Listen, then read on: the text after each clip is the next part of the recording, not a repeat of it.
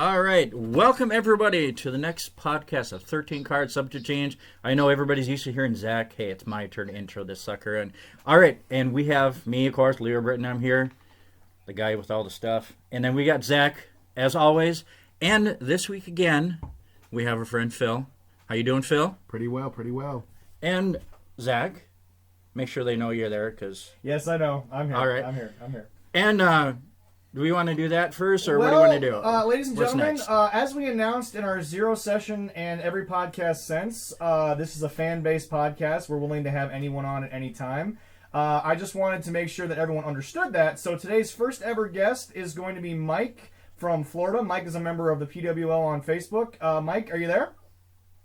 What's going on, you guys? How you guys doing today? Fantastic. Pretty good, Mike. Fantastic. Okay, so for everyone out there, Mike is currently telecommuting by Facebook Messenger, so there might be some audio issues today, but Mike's here to give his opinions on our 13 cards. And Mike's little background on your wrestling journey there. My wrestling journey. First off, I'm 38 years old. Born and raised in Philadelphia. Moved to Florida about 6 years ago. I've been a fan of wrestling since 1985. Wow. My first match I ever saw, I remember sitting on my mom's lap, was Great American Bash 85. It was the first match I remember, to my knowledge, was Tully Blanchard versus Magnum TA. Wow. It was a cage match, I quit match. Wow. Good stuff. I remember watching Tully Blanchard just bleeding profusely. And my mom trying to cover my eyes. She burned her hand and me just watching. Me being so enthralled and intrigued by what I was seeing. And I was 3 years old. That was 35 years ago. I remember like it was yesterday. And I've been a fan ever since. Something tells me after seeing that image, you were probably hooked. Yeah. I still get made fun of to this day why I still watch it. I just give him the finger. All right. So for those of you out there who may not know, Mike, where are you currently in the Florida area? I am in Sarasota, Florida, the home of Macho Man Randy Savage. Oh, wow. Ooh, yeah. 45 minutes south of Tampa. Okay. Fantastic. Now, I want to make sure that you can gain something out of this. You got a couple businesses in the area? Yes, I do. First off, I run a construction company, Mercer Construction, out of Sarasota. Great company, roofing. We built a Walmart. We build apartment complexes. I also am investing in a restaurant called Munchies 420, which is over here in the Golf Gate section of Sarasota. Okay. Which will be what I'm investing in and trying to get my hand in that. Besides that, man, with the Green Mist, everything's been kind of crazy lately. So. Oh, that's happening down here. Oh, do you have that report for us, Zach? My apologies, Mike. Thank you for letting us know. I completely forgot this week, ladies and gentlemen. We are still in quarantine, doing this from Leroy's kitchen. The vacuum has actually left the kitchen, but the stench remains. But that's mostly Leroy. Anyway, I was cooking. I'm sorry. For those of you out there who may not know, official weather reports have come in that the green mist is blinding people, and the official statement of the United States has said that all people should be staying inside to avoid being blinded by the green mist. Otherwise, you're going to end up getting pinned 1, 2, 3. So, we are currently all inside because of that issue and that situation. Mike, I am sorry. I did not know that it was all the way down there. Yes, it is. Oh. Florida for you. Oh, my goodness. Anyway, so, Leroy, what's on the cards today now that we have our first official guest? Yeah, you mentioned all the stuff in the kitchen. I have something new in the kitchen. You didn't even ask me about that today. I didn't think I needed to ask, but okay, so just so you know, people know, off the air, we told Mike about this, and Mike's pretty excited, but Leroy, why don't you go ahead and explain what we have? What's new in the kitchen? What's new in the kitchen is a limited edition Tito Santana Series 11 action figure that I got from Darren Corbin. Amazing. It's in here. And the reason why I have it sitting out here, it's kind of important. It kind of ties into this day in wrestling history later on. We got 2 birthdays. Last week we had 1 birthday. Today we have 2 birthdays. Today. Interesting. Tito Santana. Oh, hey! There we go. Wow. May 10th, 1953. He is, I wrote it down here, and I paired it up, 67 years young. And Tito. the wonderful William Regal. Oh! Also, he is 52 today. Okay, King William Regal. The real man's man. Oh, that was the and bad. today. That was a bad. Yeah, game. Funny story. I have to say this. So I don't know if you guys follow Xavier Woods Up, Down, Down on YouTube. I just started watching it recently. Okay, so anyway, he has a running series right now. He plays Uno with Cesaro, Okay. Tyler Breeze, and Adam Cole. Okay.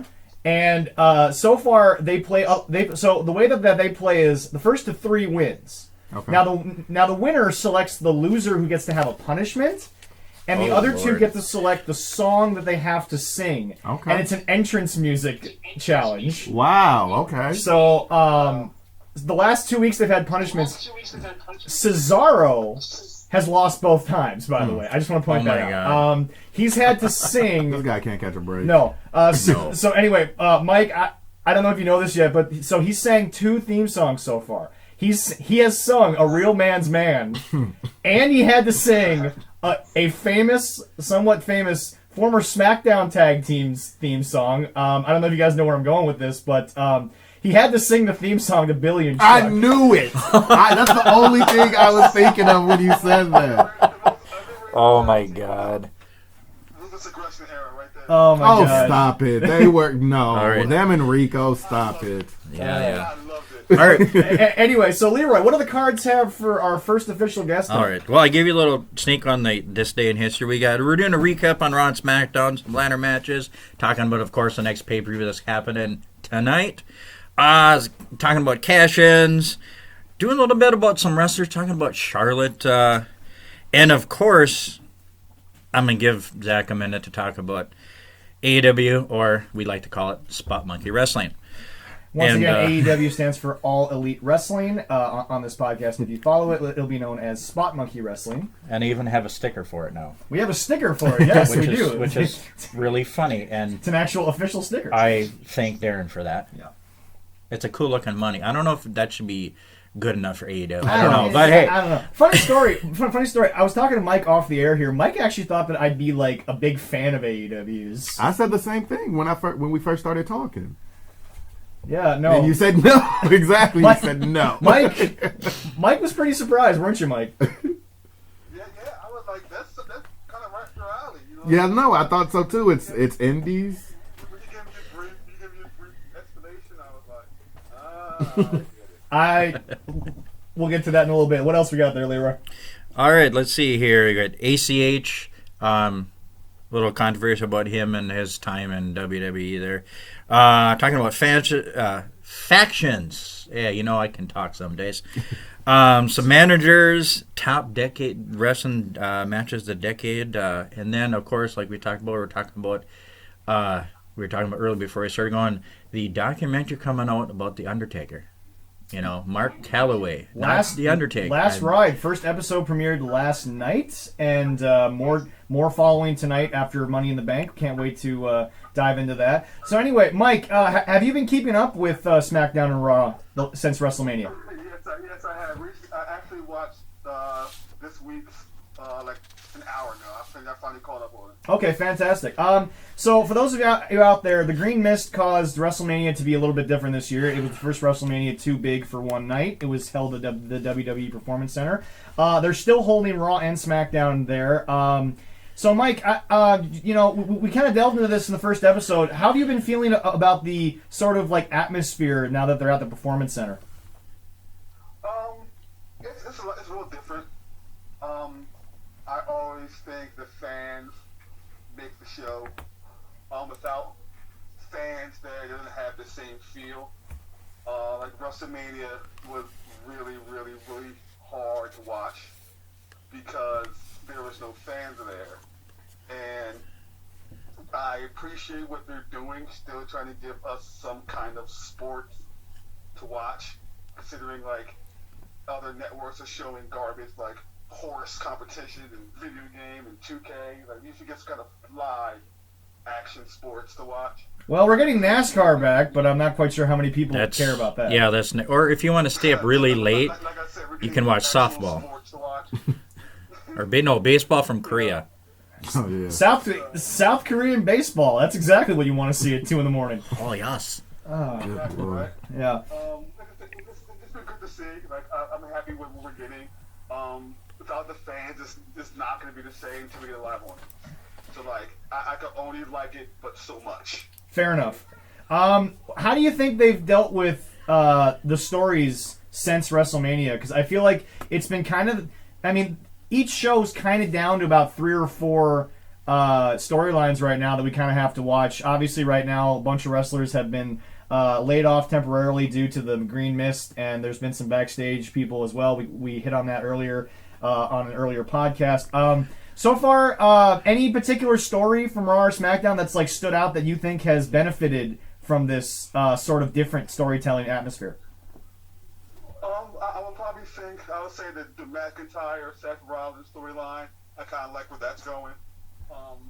That has potential to be really, really good. I think the outcome is going to be kind of predictable. I think maybe. I like. What was I thinking? The Bailey SmackDown Women's Championship thingamajig she has going on. I see where that's going. Phil. I see a Sasha heel turn coming, which can give us Sasha Something like that, yeah. 10,000th time. So anyway, it's funny you say that. Hold that thought there, Mike. I'll Yeah, mention definitely. a little bit here about that because it's really funny you say that. Anyway, so Phil, any thoughts on Raw and SmackDown since this has been going on? The storylines have been barely average, I'd say. The best storyline they had would probably be the one with Bailey just turning from a baby to a more heelish type. Not as bad as I thought it was going to be. Yeah, no, I didn't know if she'd be able to pull it off, but once she chopped down the buddies and cut her hair, I'm like, oh, I kind of like this. I like where this is going. Like the Lana and Lashley thing that wasn't very good to me. Yeah, it's like they haven't had very great stories leading up to WrestleMania, and after it's been pretty much the same. For those of you who may have heard a cat dying, that was Mike. I'm pretty sure saying that the Lashley Lana thing has been about as close to a tooth getting pulled without anesthesia. Man, like they tried, but it's bad. The stories haven't been that great, honestly. Leroy? It seems like Lashley's kind of feeling himself the same way. There's like, I got an upset stomach because I've been playing with that poontang for too long. Oh, yeah, trust me, it gets bad. It's a family show, Leroy. Well, I didn't say the wrong word. I could have said something worse. But fair enough. I've enjoyed it. I mean, it's not quite the same, hearing the roar of the crowd, I love that. But I love it. I mean, I'm still a fan of the lovely Otis Mandy. I love my boy from Superior Oh, no, Man. see, I actually like that story a lot more than the I love Lashley and Lana story. I agree. Yeah. So, Mike, little history here for you. Otis is actually from right up here in Superior, Wisconsin, and he actually went to high school and wrestled with 2 of my buddies. Crazy. Oh, no way. Yeah. Oh, crazy. yeah. He was actually up here shortly after Heavy Machinery debuted. I think it was around then. He was up here for a wedding, and my buddies got photos with him and everything. Like I said, they're friends from way back. So That's crazy. I said he was born in Duluth and Yep. then lived in Wisconsin. Yeah. And I like his character, too. He's a funny guy. I don't think y'all can tell this, and I'm saying that sarcastically because I'm pretty sure y'all can pick up on this. His idol is actually Chris Farley, if y'all couldn't tell. That's very hard to see. Does a damn near perfect impression of him, too. Really? It's so perfect. So anyway, one thing that's happened without the crowd that's a nice transition here, actually over on NXT, was the women's ladder match. So that kind of moves into our second thing here. Tonight is Money in the Bank. Mike, are you able to watch tonight? Yeah, I'll be watching. I'll be tuned in. Okay, so last night Fox, while we're currently in the midst of this green mist, aired some of the best ladder matches from WWE's past, but I think a lot of the ladder matches were more modern day stuff. You didn't see a lot of the older, early days of ladder matches. I know there's been a lot of controversy. It's kind of become one of those matches, if you ask me, that like people go back and forth with what they think is the better one. I feel like, in my opinion, TLC is different. I don't think it's the same match. Thoughts on that?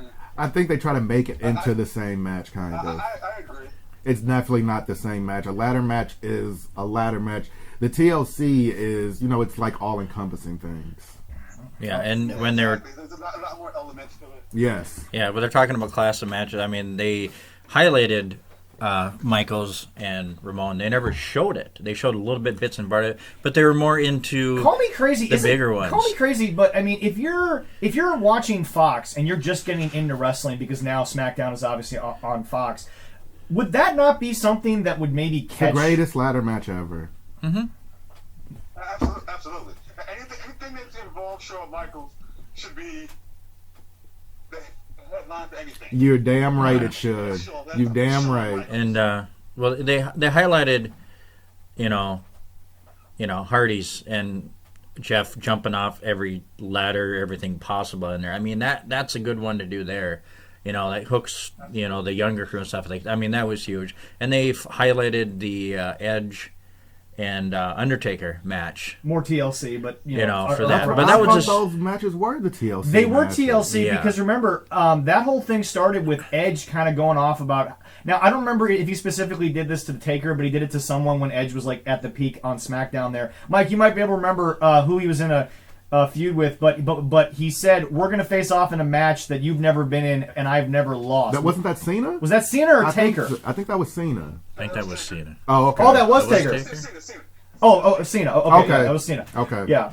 Oh, they showed that highlight of him of Cena dropping Edge through two Yeah. tables, Yep. which Yep. Can I was a just great say, moment. It's a good match. If we can go back though to Taker versus Edge in those TLCs, I know I've said that it's not a ladder match. That was kind of the last time I think Taker, in my opinion, was physically really at his peak. I think that was the last time I was able. Is that after the second Shawn match? No. This No, is that actually was before before. the. Okay. No, this is when Taker was sort of more consistently on SmackDown. Okay, when he was everyday working still. Yeah. Okay. Yeah.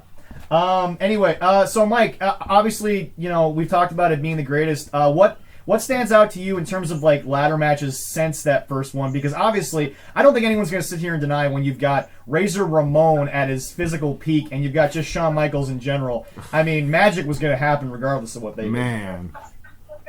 Absolutely. I think TLC matches, I think Hardy's, Dudley's, Edge and Christian. Like, I don't think anything can compare to that. But except they're not exactly ladder matches, so get it out the way. But like, we come to straight ladder matches. Wow. WWE. Could it be any other company? You know what? yeah, go for Yeah, it. no, I mean any I didn't even think any of ladder that. match that you can think of. Although I think Ring of Honor calls it Ladder Wars. Okay, I didn't know that either. Yeah. Alright. If they're including like Money in the Bank ladder matches, if you're including Yeah, I Anything, include yeah. those as ladder Yeah. matches. Yeah, I'll say that the first one always stands out because it was new, it's a new concept. Was that the one where Shelton Benjamin kind of tight-roped? I don't know if that is the one that was amazing. Yeah, it was. Yeah. That is the first one, yep. That was like Okay. Yeah. that's boom. kinda great. And that was WrestleMania 21, wasn't it? Yes, sir. Yep. The Hollywood one. You're right. JBL. The Hollywood one, yep. Great. That was Great awesome card. because instead of having 2 guys, we had 6 or 7. I can't remember how many was in the first one. I think it was. More than 2 dudes. Yeah, I think Yeah. it was like 6 guys in the first one. Yeah. Something like that. Jericho was in that one. And I think was Fit Finley in there? Was Fit Finley in there? Anybody Yes. remember that? I Yes, think, Fit Finley was. yeah. Jericho, I want to say RVD. I think he was in that. I might be wrong. Correct me if I'm wrong. I think you're right. Was it CM Punk? No, Okay. No, he wasn't in that one. WrestleMania 21 was long before Punk hit the main roster. I know RVD won one. I just don't remember if that was 20. No, I think he won the third Money in the Bank I match. think Mr. Kennedy was in that one. We actually have it here. RVD won the second one. Second, okay. So, Edge obviously won the first one. Edge, okay. Yeah. Well, that was where Edge sort of. That's where he really started to take off toward Yeah, the main so- event picture. so- That's when he cashed in against Cena. Yes. Yeah. So anyway, kind of just leaving ladder matches there for a second to go to our next topic of cash-ins. It's interesting. Nice little segue there. Wow, yeah. So 82% of the time of 20 winners of past Money in the Banks have won. Obviously, there are some exceptions. For whatever reason, those guys Kennedy. weren't given the opportunity. Kennedy, I think, was an injury. No, he lost it. Well, he lost it. He lost it to Edge, but I think that was a backstage injury that ended up okay. happening. I don't remember the. I actually reason liked for him. that. I thought his character was funny. He actually still does the character here in Minnesota a lot. He's got a wrestling school down in Minneapolis. A bunch of those indie shows we're going to take you to actually have a lot of his students. I didn't even know he was from around this area. I don't think he is, but he started He's from Green Bay, Wisconsin. He's from Green Bay. Okay. But he started a school in Minneapolis. Green Bay, Wisconsin. Okay. Careful. We might be in Superior there, Mike, but Gosh darn, you do got we Vikings boo fans him. and you got a Patriot fan in here. Damn right. I bleed purple. Oh, I'm sorry to hear that. You and Phil can go at that. I'm a Raider fan, bro. I'm a Raider fan, bro. Oh, wow. So, yeah, you have it hard. So anyway, quick list here. I'm going to read these off here. Out of 20 Money in the Bank winners, we have Edge was the very first one. RBD was second. Edge also was the third. The fourth and fifth. Didn't Punk win it back-to-back? Yeah. It was Punk back-to-back. Jack Swagger, in my opinion, the most underrated misstep was Swagger. Kane was the shortest. You mean misstep? You mean they didn't use him right? He wasn't used right after he won it, in my opinion. I always liked him. There was a lot of potential there with Swagger. Yeah. You have Kane, who cashed in the same night. Oh, and poor Ray. You had Miz. Here's a little blast from our past here. Alberto Del Rio. That dude. Daniel Bryant. Cena got one, if we all remember that. Did not. Dolph, probably the biggest reaction to a cash-in. I keep going. I'll talk about that one. Keep going. We had Orton. Damian Sandow. Damian Sandow. Yeah, no, he actually won one. Yeah. And was a heavyweight champion. No. Oh, okay. He won a cash-in. He won Money in the Bank. Yeah, no. He did. And then they had... Did he job the Cena? He lost to Cena on, I think it was on Raw, I think. Yeah. That's how he did it. So he's one of the guys that did it. As you can see, there's a little star by everyone. A little Okay. star by everybody. I mean, Yep, ones that were not successful in Canada. Then we get into sort of the modern day. We had Rollins, which is, I think, one of the best built storylines for a cash-in, because I think Dolph was kind of a surprise. What wasn't Seth the cash in at WrestleMania? That was in the match? yeah. To me, that was at that's the WrestleMania. best one. Okay. Anyway, Him or Edge? yeah. Well, let me finish off the list here, and then I'm gonna ask Phil and Leroy a question here. Mike, Okay. I want you to hold that thought there. We went Sheamus, Ambrose, Corbin's first, Braun Strowman, and then obviously Brock, which I think was the funniest holder of the case, just because I think Brock Lesnar just didn't give a damn that he had I don't even that think he case. knew what it meant. We all knew he was winning the belt eventually anyway. Oh, yeah. I honestly don't think he knew what the hell it meant. Brock Lesnar. No, I think he knew what he meant. Brock He was just Lesnar having too much fun with it. Brock Lesnar is hilarious when you just kind of let him do his own thing. Brock. I told you I think Brock is one of the greats. Anyway, okay, so going back to that. Okay, so Mike, in your opinion, best cash-in of these 20? Win. Dolph Ziggler. Hands down, I'm going to tell you why. Okay. I was there. Oh, okay. Well, that Okay. helps. Huh? Okay. That definitely that helps, doesn't it? And I've been to WrestleManias before, and I've been around Pops before. And besides 2008, when the Phillies won the World Series, I was at the game-clinching game when Brad Lee struck out Eric Hinsky, and I thought Citizens Bank Park was going to collapse. It felt like that at the Izod Center. With his music hit. I'm getting goosebumps just talking about it. Wow. Those are the moments. I have never felt something like that in my life. Now, Phil's going to say, from watching it at home, Phil's going to say Seth was bigger. In your opinion, Phil, why would that be bigger to you? Mike, I want you to listen because I want your response, your rebuttal. So just listen up here. I think the stage is really what puts it over the top. It being WrestleMania, it being the main event, and it being during someone else's match. I don't know if those all have ever happened. Well, and he won. Well, that was Edge. Well, hold on, Mike, Leroy, you too. Yes. Do you guys count Edge's first catch-in in the middle of a match, or do you just think that It was after. it was after. That was at the end of Yeah, at the Jeff end of the won. elimination chamber. So- Cena won. So it's after. Yep. Okay. It was after they pulled the cage up. He came out and nailed him. Yep. Does the stage matter? He had the briefcase. He had the briefcase to McMahon, I think. And walked Yes. Funny. That's what happened, right? Yep. Yeah, no, funny story. I've actually read Edge's book, his first one, and I saw the first documentary. He actually went to Vince and said this has to mean something, because here's the funny thing. For anyone that doesn't know, Edge has said many times in his first documentary, the live sex celebration, he said, nothing going on downstairs. He was so not okay with that, even though Lita was there. He said, that was weird, I was not okay with it, nothing going on downstairs. And Edge's biggest thing... Huh? What was that, Mike? Yeah, no, yeah. Right, yeah. Anyway, but no, Edge has said when he got it, he didn't know what it meant, because obviously that was the first one. And I just remember Edge said he wanted it to mean something, so he went to Vince and said, this is how it has to happen. Now, in my opinion, that's Vince going out on a hell of a limb on a guy who had never really been a main event style talent. But I did like how it turned out, in my opinion.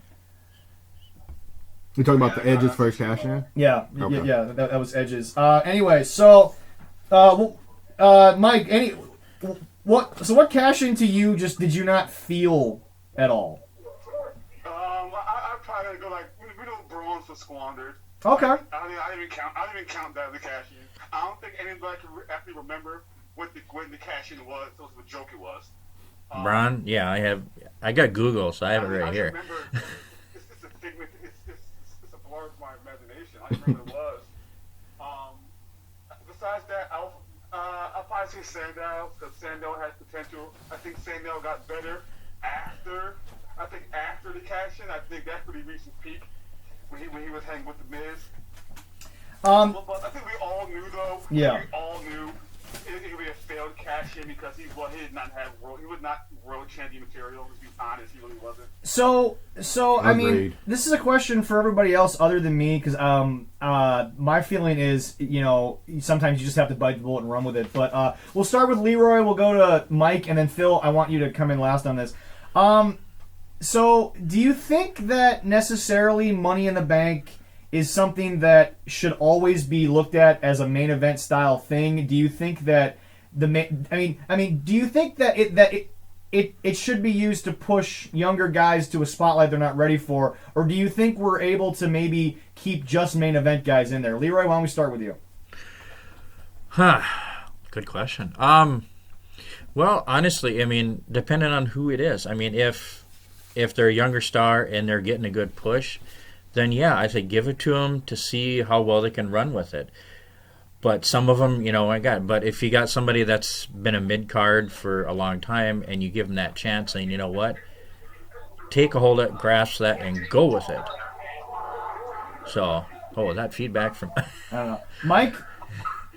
I can't, you guys are breaking up. I can't hear you. All right, hang on there. You still there?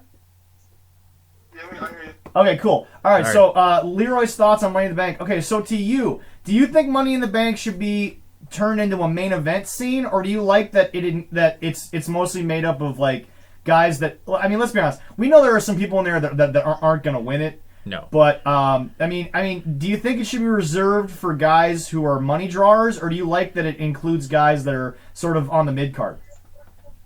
I'm a fan of it in both aspects. I'm not a fan of the actual pay-per-view. I don't like how they took. It's kind of branching off real quick, but I don't like how they took good matches, gimmick matches, and made them pay-per-views. I think that's stupid.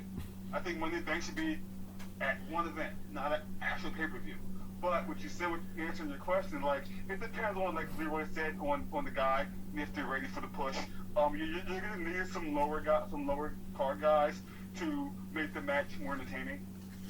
Like you got your Ricochets and your Hardys, for example. But guys like that can make the match good. It all depends on the guy, and if they're gonna give them the ball stick and run with it. It depends. Like also the guys can fail too. Do you think it should be a guaranteed win? Do you think it's something that that if the guy wins it, he should win? No, not at all. Not at all. Because if that's the case, that takes that element of surprise away. Okay. Because I know for a while there, Royal Rumble winners. I mean, it was almost a guarantee, and then a couple years there, I think one year Sheamus actually failed as the Royal Rumble winner. It was either Sheamus or Orton failed one year, if I remember correctly. It was Batista, wasn't it? No. Maybe. No, Batista did win. Well, Batista did, but that was WrestleMania 30. But I mean, like before WrestleMania 30 and the Miracle on Bourbon Street, there were a couple of guys who were non-guarantees. I think even. Yeah. Anyway, so Phil, your thoughts? Money in the Bank. Do you want it? Actually, Mike, that's a great way to segue here. Do you think it should be its own pay-per-view, or do you think it should be like just a specialty moment? Actually, I do like the idea of it being once at a different thing. Like it started at WrestleMania, being a match there. I liked it more than I don't like that it's changed into a pay-per-view, because all the matches at the pay-per-view aren't going to be Money in the Bank matches. They're going to have different matches. So I'm not a huge fan of that. But I do agree with Mike, or I agree with Leroy too, that you do need like the mid-card guys there, because someone like CM Punk, he wasn't getting a huge push, but he did great in his first Money in the Bank. And then in the second one he won it, or his second one he won it, and his third one he won it, and that really pushed him over the top. Even Daniel Bryan too, he wasn't really huge. He did good in a Money in the Bank, lost, then won it, and then it really catapulted him. So I think if, like everyone was saying, like if you're a mid-card guy, but if you get the opportunity and you make it something good, you have an opportunity to do something really special with it. My whole thing about the Money in the Bank pay-per-view is, obviously we know they expanded it because now they have the women's Money in the Bank, which I think was sort of guaranteed to happen at some point with the way the world was going. But in my opinion, call me crazy, I think the only good cash-in, seriously, I think has been Bliss that night, when she did it on Nia Jax. That was a good one after the... That was a good, and Bayley... But that's the only women's Money in the Bank cash-in I've actually enjoyed. Call me crazy. And this is crazy because I'm a huge Charlotte... Three of them? Huh? 3, 4 of them so far? How many women's Money in the Bank have there been? 3? 4, because Carmella's got 2, Bliss had 1, and then Bayley got 1. And honestly, that might be the one I like most, and I'm a huge Charlotte fan, but when she... Bliss is clearly the best one, I agree. Yeah. And I don't think I've seen Alexa Bliss's first cash. Alexa Bliss's cash-in was actually that night. It was kind of a Kane situation. Nia Jax had just defended the belt, and then... oh, no, she was in with Ronda Rousey, and the match was not done yet. She hit did she hit Nia Jax, I got it up she here. Hit Ronda? She ran in, hit both competitors with a briefcase, causing the disqualification win for Rousey, which of course did not get the title, and then she went and pinned Nia Jax with the Twisted Bliss. Yeah, I did see that. That was pretty good. She hit a Bliss DDT and then a Twisted Bliss. Yeah, I remember that. Thank you, Google and Wikipedia.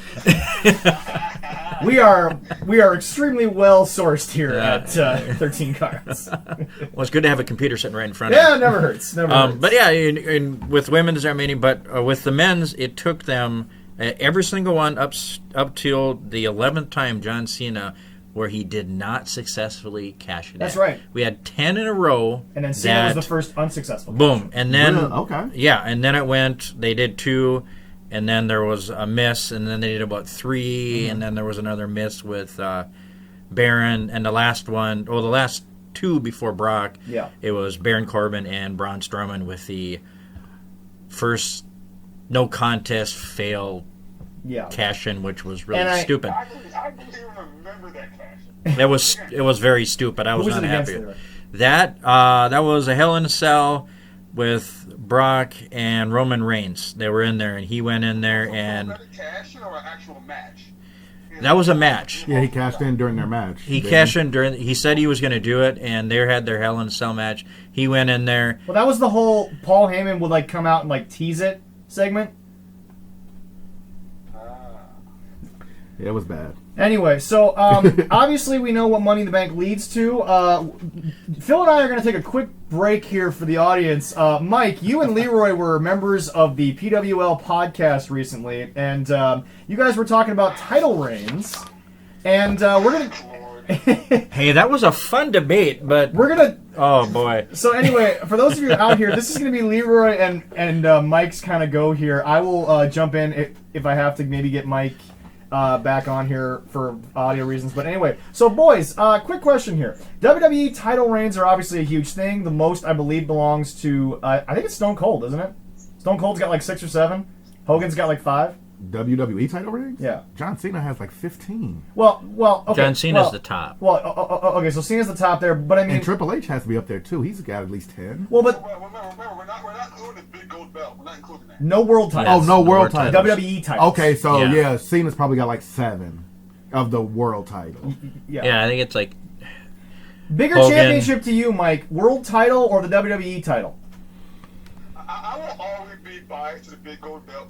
That's Flair's belt. Okay. Flair's like family to me. Hey, big goal. Well, or You with know, a small my mom- AWA my one. mom, rest in peace, was a huge Ric Flair fan. All right. And that belt like meant the world to us. Today- You know what I mean? So, like, And today is Mother's Day, so it would be a little different to me. yep. And today is Mother's Day. Shout out to Mike's mom up there watching this. Oh yeah, All right. So Yeah. anyway, 10 pounds of gold. we have obviously you and Leroy had a big talk on there. Leroy, why don't you and Mike go ahead and talk about the craziness that happened? Yeah, I was going on about your top 10 WWE Championship. I got a little flack on a couple of ones that I put in, but I don't remember who put it up there. But they're saying that Yokozuna. Yeah. I enjoyed him when he was in there, but he was in the top 10 of somebody. I don't remember who did it, and I was like, what? And I know Mike agrees with me with that. I'm like, why? Who was it? It was Ron Harrison. I think it was Ron Harrison. Ron. Okay, all right, from the PWL. Ron Thank you. did that. Interesting. Yeah. good old Ron. But that was... And he listed his top 10, and he had like Diesel, and I think that he had Diesel and Yokozuna, but didn't have HBK. And I felt that is disrespectful. Beyond. I kind of like thinking like, did he say Yokozuna? I thought my ears deceived me. For those of you at home, Phil damn near fell out of the chair Yes. when Come on now. when he found out that HBK wasn't on the list. And Diesel made it? Top 10. Okay, so Mike, before you and Leroy go off, I guess this is a question that I want you and Leroy to talk about with each other. What matters, total reigns or like what they did with the belt? That's a slippery slope. It depends. Because like reigns now mean more than what they do with it. Now it's about numbers, not like the process of having it.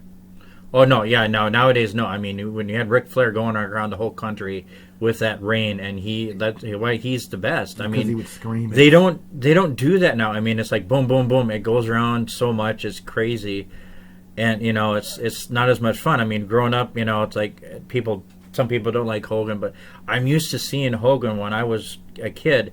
He always had the damn belt. Yeah, you can see 4 champions in a year these Exactly. days. Exactly. Now the belt's more like a prop. Now it's more like a prop nowadays. You know what I mean? I have a feeling that McIntyre is going to try to fix that. I feel like I hope. McIntyre He wants to change. he's the idea. one right now that actually it makes it feel good to have it on him. I think Seth Rollins is the same way. I think he cared. It just sucks so bad because like Mania was not with fans, man. I wanted him to feel the fans. Bro. Very true. I will say this. I don't know if anyone like actually read this article, but McIntyre was actually interviewed afterwards. He actually liked it. He said, "Hey, I watched the interview." And the biggest reason why was because that moment when he broke character, and said thank you to the camera. He said, when you win a title, there's that moment when you're with your wife, your significant other, your girl, and you're back in the hotel room, and the world actually got to see that. When very rarely you get to see that. Any thoughts on that, Mike?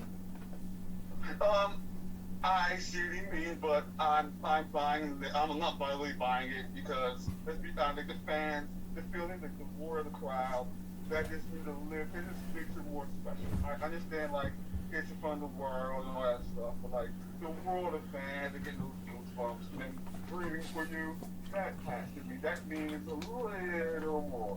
Okay. That's All right. definitely.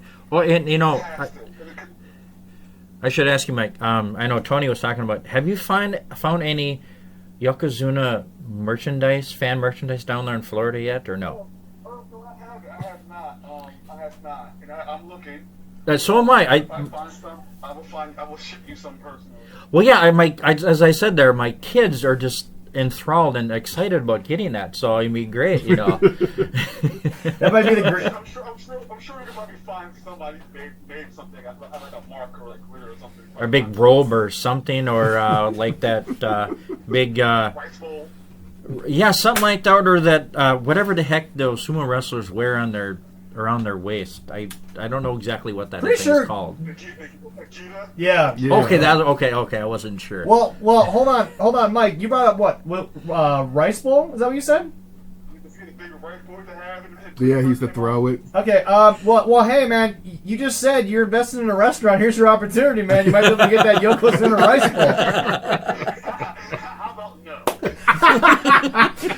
Obviously, this is a man who. But no, homie, you can't have that. Yes. Obviously, this is somebody who cares about his bottom dollar. It's hard in the streets. So anyway, we're talking about title reigns, what matters, total number. This was a topic that Phil brought up, and he seemed really into it. Ladies and gentlemen, Phil has asked the question, and we are here to discuss it.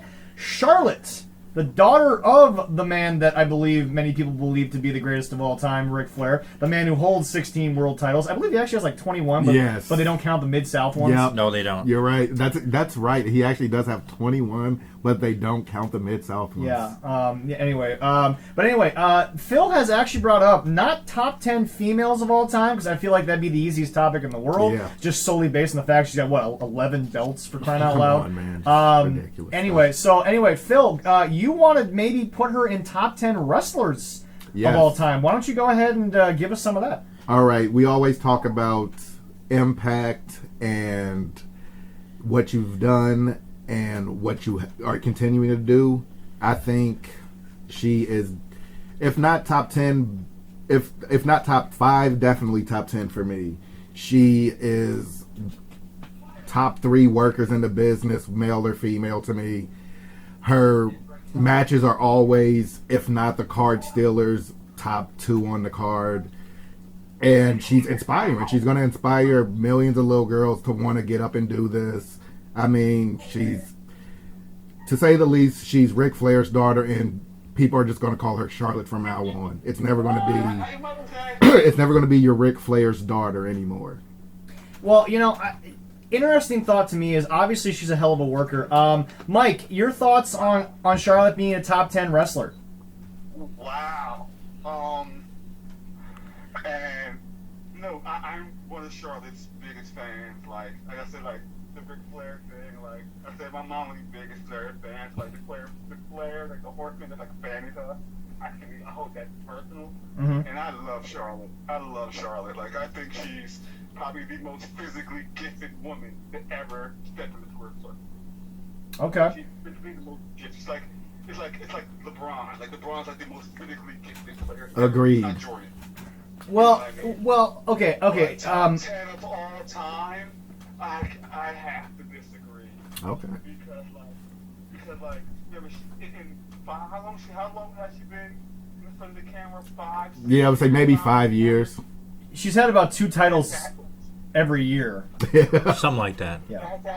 To get for that moniker right now, I can't because I can name 10 off the top of my head right now who's better than her. Okay. All time. Okay. So I could put her in the 20. Women not understand. Hold on 1 second, fellas. Hold on. Yep. So anyway, my biggest thing here is yeah, okay. So anyway, you brought up like the LeBron Michael situation, and obviously we're not going to get into that conversation right now because that divides households, divides countries. And, my God. It should. But no. Anyway, but I mean that's my question. Is that is it an era thing? Is it an actual physical gift thing, or is it one of those situations where do you see? It's not even that. I think it's a common. I'm not insulting anybody's intelligence, but like I think it's a common sense thing. Okay. Like I said, physically, she's the most physically gifted we've ever seen a woman in the industry. Ever. Oh, definitely. Oh, You know what I mean? far and beyond. Yeah. Far and beyond. But like I said, I think they just feed her. I think they feed her reins just to feed her reins. I don't agree with. There's certain things she don't need the belt to be over because she's Charlotte. Well, but my question to you is this what hurts Charlotte in your mind, that because she comes with that, with that family pedigree, Do you think that it hurts her to not have a belt because everything is built on the fact that she was the all-time leader in... Because here's the thing. I don't think I can name another sport where the guy who holds the record for the most of, like, the points, the home runs, whatever, I don't think... kid. Outside of hockey, I don't think there's a sport where the all-time leader in points is also considered the GOAT to most people. Okay. Hockey's a different story. I think everyone kind of looks at Wayne Gretzky and says, "My God, when you're 1,000 points ahead of number 2." Yeah. Okay. Yeah, I agree. So, but anyway, so that's my question. I mean, like, do you think that she can survive doing something without the belt? Because obviously Rick could, but back then Rick was setting the bar. Is the bar already kind of there for her? Absolutely, because just her already leaving her dad's shadow. I think she's damn near out of it already. I think she's made name on her own. Well, I'm going to give her that. I think so. I think she's out of it. I agree with that. Her dad's name's Flair. That will never change. And we're always going to think of her dad. Yes. Always. That's never going to change. You know what I mean? Yeah. And, like, the fact, like, she doesn't need the belt because, like, she's Charlotte the Queen. Yeah. Like, Yeah. She can just, she elevates anybody she steps in the ring with. Every She makes time. them look good. Okay. Oh yeah, and it's like I think Mia Yim is not close to what she can make. I don't think she's that great, but she made Mia look like a star 2 weeks ago. Yeah. Yeah. Well, but That was a good match between them two. But if you go back, and but I mean, like, if you go back, and if anyone can find it, the 30 for 30 on Ric Flair that ESPN did. I just watched that last week after you talked about it. Everything from I put a string up in my kitchen door and punched the thing for a year until it didn't move. From the fact that if he didn't drink as much, my God, he would have looked like a freaking Greek god for how much he worked out. I mean, when you look, but see, that's my thing is. I think the most telling thing for a wrestling fan was there was a question, and for anyone that knows, Leroy is still here, but Leroy just is trying to, like, take all this in because obviously this is more his era. Ric Flair was asked, a lot of champions dominated. You kind of got beat up. What is the deal there? So I mean, like, I think it's just like a trait that you can't really. I don't think you can learn to put people over the way that the Flair family can. I don't think it's possible to learn that. I think that is a trait. I agree. Because because I think the one thing that guys like Flair and Hogan believed in, and I think what's been lost nowadays, in my estimation, because of the fact you have so many indie guys now who didn't draw a lot of money because they were wrestling in, like, high school gyms, is Flair and Hogan were handed the keys to something that you had to make money. Yeah. You had to sell tickets. Yeah, true. I never even thought of that. Yeah, so I mean, so it's like Charlotte understands that rare quality, which I think is damn near dead these days. People, they don't know how to draw. Exactly, and that's why there's no top guy now. Who's the top guy in WWE right now? Nobody. Charlotte. Like, who's the guy? a handful of people in I Raw, would say, that's about call me crazy. I don't know if he's actually left the company. Call me crazy. It's Brock because you pay to see Brock. Oh, hell yeah. Hell yeah. Hell He's yeah. the only one. True. So about being box office. Yes. It's like who's on the marquee? Brock can be there. I'm He has there. to go. Yep. Seth Rollins is gonna be there. I'll pass. Yeah. You know what I mean? Yeah, no. And I love Who's Seth. on the marquee? Who's box office? It's about being box office. Who will get your money? That's So- very You know true. what I mean? Yeah. So okay, great mention there from box office because that's a nice little segue because I think we've all gone across the table. Phil would put her top 10. I think Mike and I are like, let's give it some time there. Leroy, just a quick yes or no, top 10 all time. I put her in the top 20. Okay. I wouldn't do it 10 Okay. right now. I think that's fair for now. Given her their, you can make top 20 in 6 years in this business. I feel like that's definitely, if she puts in like Very 10 nice. years, Yeah. then maybe after 10 years, I could see maybe in the Because top I'll 10. be honest with you, call me crazy here before we get into our segue. When you think top 10 names, regardless of how long he was there, you ain't going to sit there and rattle off 10 guys without saying Ultimate Warrior. I don't care what anyone says. I'd say Kurt Angle. Kurt Angle's only there for about 6 years. Box office, yeah. So anyway, to a box office attraction that, regardless of how he's been built, anything like this, obviously we all know he was pulled out of WrestleMania for reasons involving the Green Mist. Our next topic is recently another video has come out about Roman Reigns explaining why he was not involved in WrestleMania. I know there's some talk about how he was edited out of a recent promo on Raw and SmackDown. Mike, you got a family, you got kids, everyone else here has people they care about, young and old.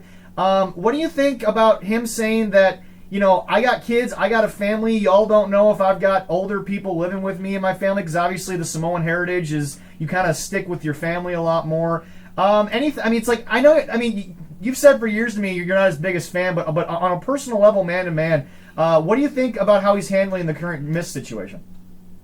He's very smart because he's susceptible to it. Exactly. You know what I mean?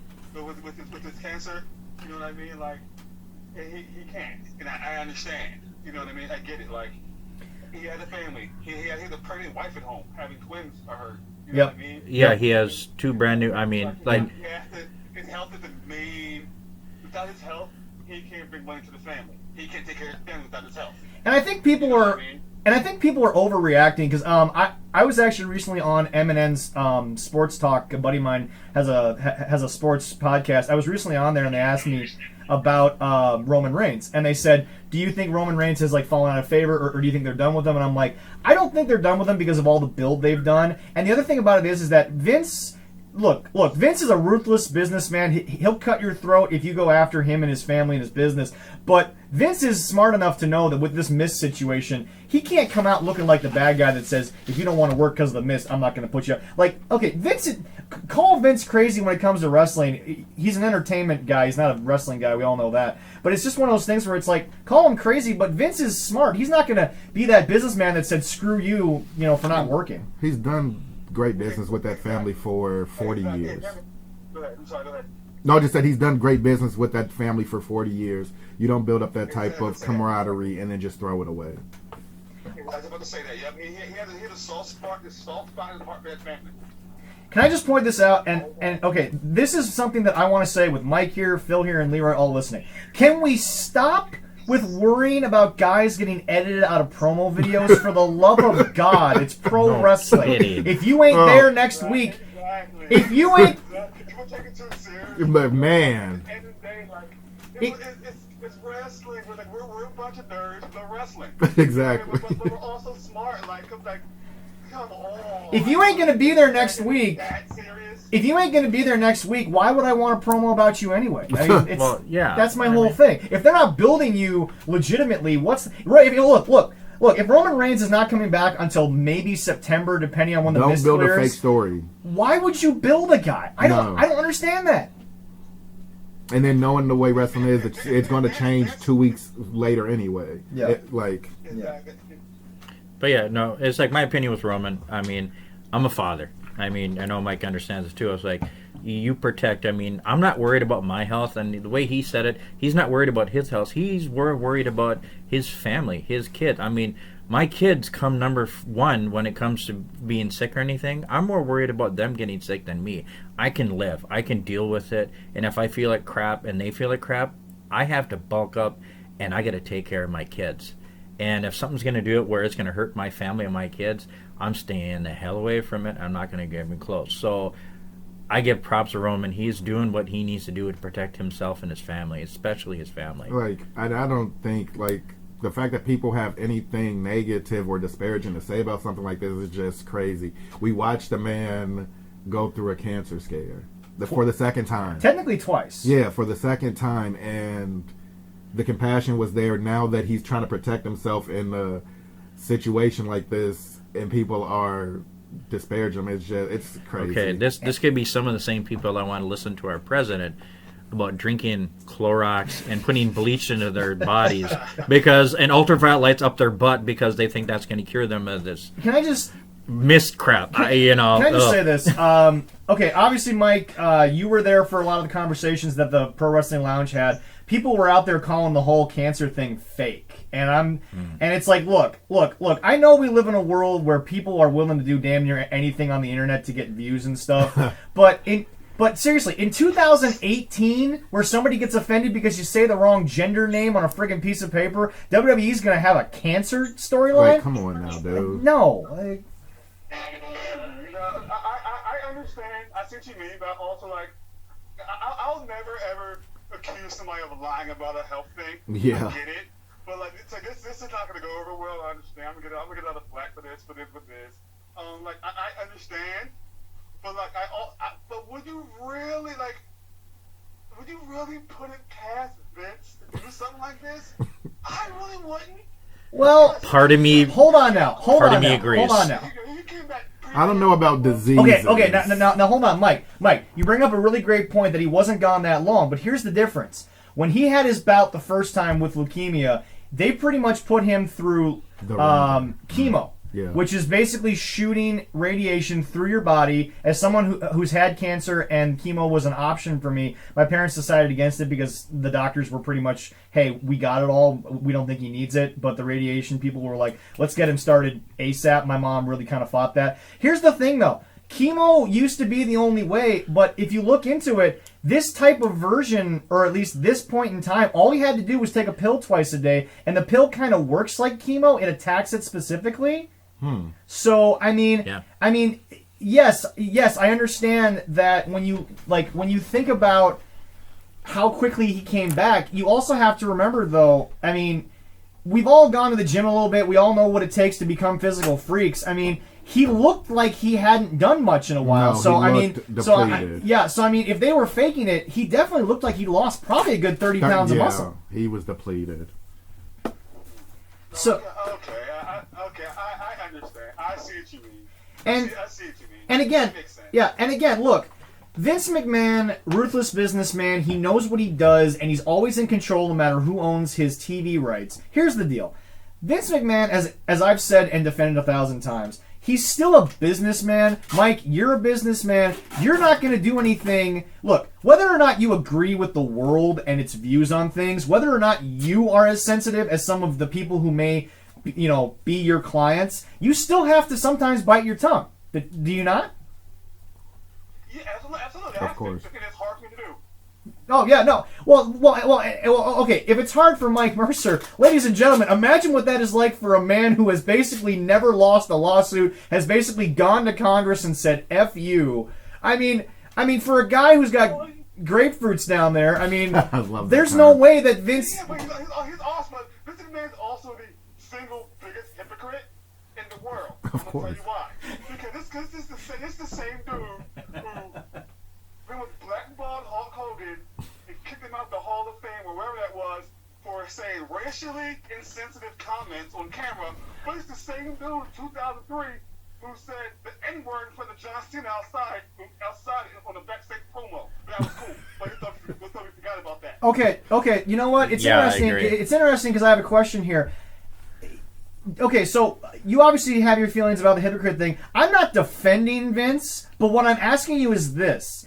Do you think in 2003 the overall world was a little less sensitive is basically what I'm getting at. I'm not saying that what Vince did was okay, but what I'm saying is we base our entertainment on how many moms at home who are watching their kids watch TV are going to call and complain. Do you think that maybe it's more so based on world culture, or do you think that like Vince legitimately feels that way? Well, man, back in 2003, we didn't have social media, so him saying that got swept under the rug. No one really knew unless you watched. We didn't have YouTube, we didn't have Facebook, we didn't have IG, we didn't have all this. So no one really knew unless you watched. You know what I mean? Now, so nowadays, yeah. Go ahead, I'm sorry. No.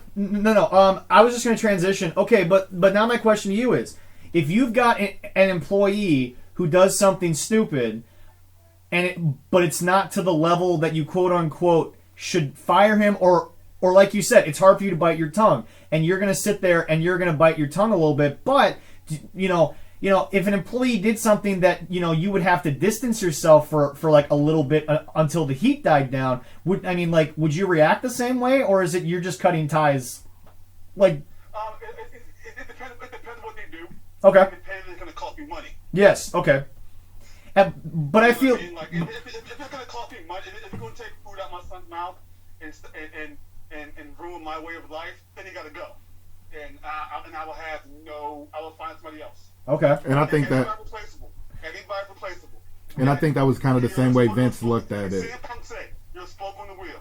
It will keep turning, regardless." But my question, You know what I mean? yeah, but my question is in terms of bringing Hogan back.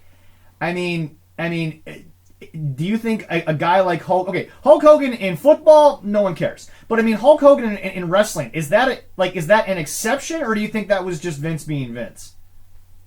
I think that was just Vince being Vince. Okay. Like, it is Vince being Vince. You know what I mean? And plus, like, the backlash from it, he didn't have a choice but to do that. Right. Yeah, that's what I think it was more about. Like you said, it costs money. So, interesting, actually, great way to bring that up, Mike. So now we get into the ACH situation. ACH, formerly known as Jordan Miles in NXT. ACH was a big name on the Indies circuit, one of those smaller guys, but was really super athletic, could have some good matches.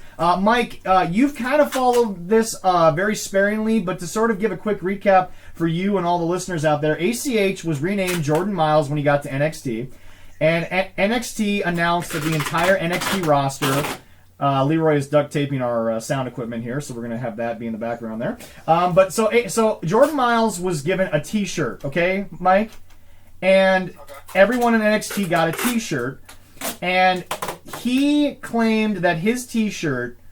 Now, okay, Jordan Miles' whole gimmick, part of it was almost a Finn Balor-like situation where he was kind of always smiling, and what they did was they put a smiley face on a black T-shirt. Now, mind you, 98% of these shirts were all black, okay? I mean, like, black T-shirts are the easiest thing to print on. It's very simple. I mean, like, black is kind of what you go for a T-shirt if you're in rock, metal, or sports. As a Raiders fan, you understand that. Absolutely. So, okay, so what ended up happening was it was Jordan Miles' name inside of a smiley face, and the lips were red. Okay? So basically, and his name was in white. So what he claimed was that it was racist because it was made out to be a blackface type idea. You know how there are some old stuff from the old days that would like depict African American people as being like these black figures with like giant red lips, almost like monkeys. I mean, like, we're just gonna say what it is here. Like, I mean, we're not gonna hide this fact. This is part of history and is what it is. But I mean, okay, so both you as a businessman and you as an African American, how would you look at that situation right away? I mean, because we are talking about $1 billion company that I don't think went out of their way to make a racist T-shirt.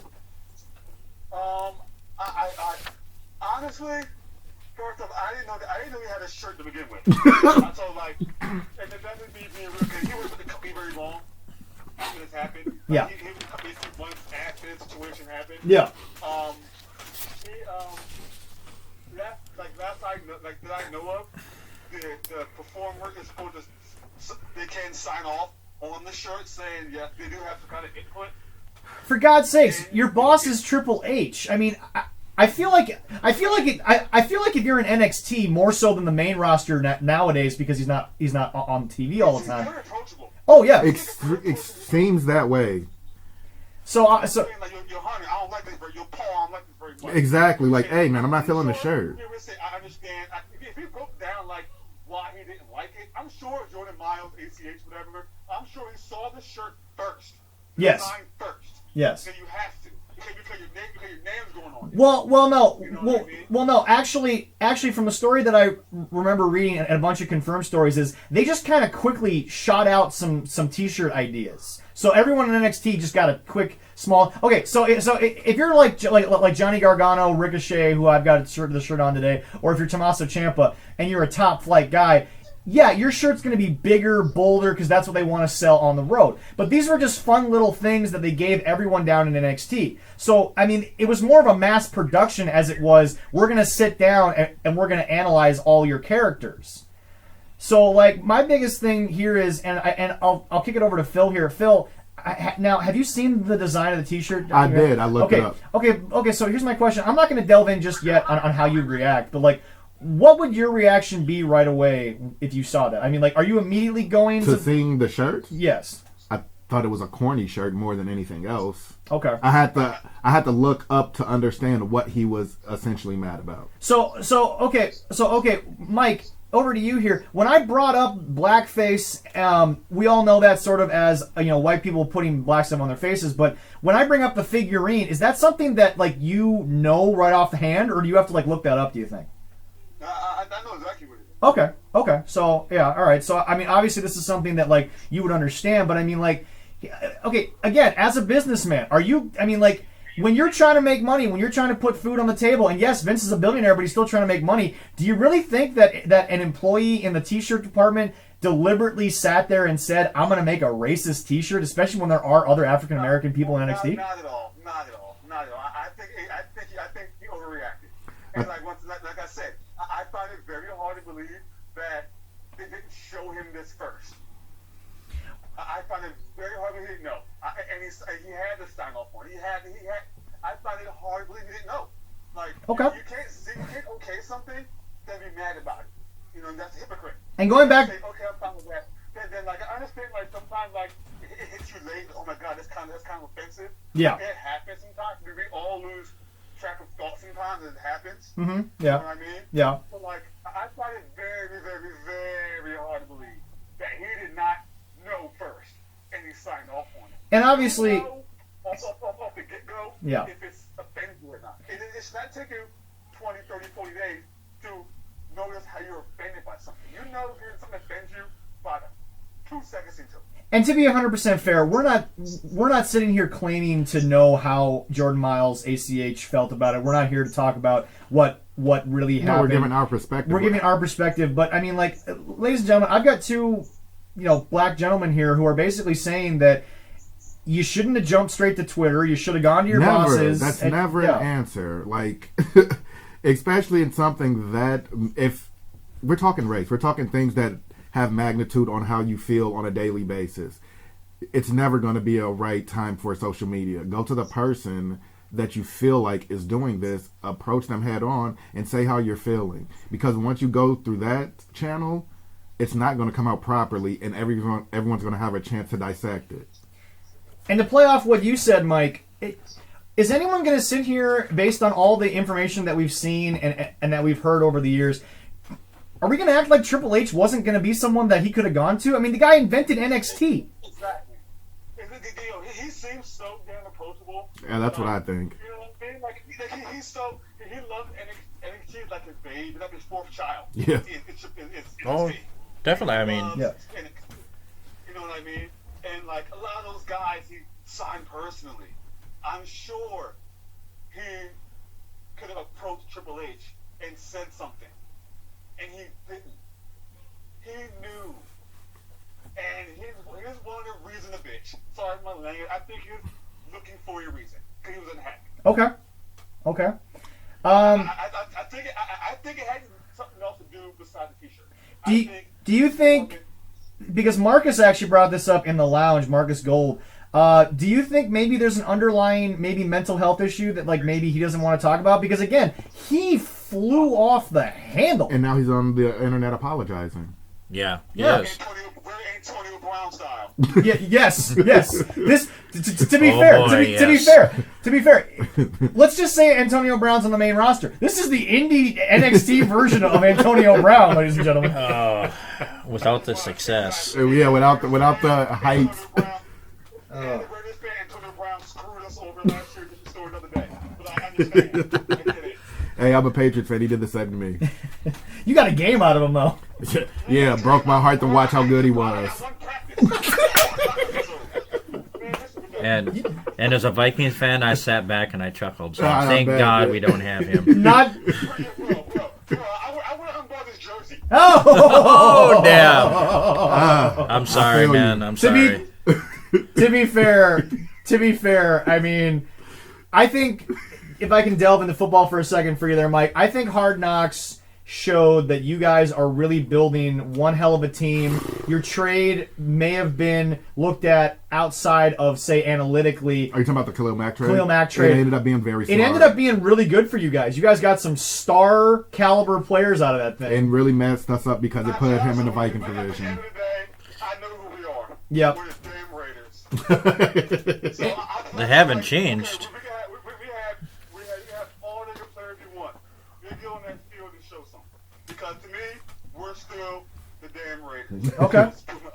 Yep. Fair enough. And So anyway, so for those of you who want a quick recap, you have 2 white guys, 2 black guys. Everyone is in agreement that We don't know the full story because we haven't talked to ACH Jordan Miles, Yeah. but we all agree that based on the information that we have, he overreacted. He could have handled this in a better way. Much and better. and again, Mike, you're a guy who's in construction. You never want to burn a bridge in business No. Not at all.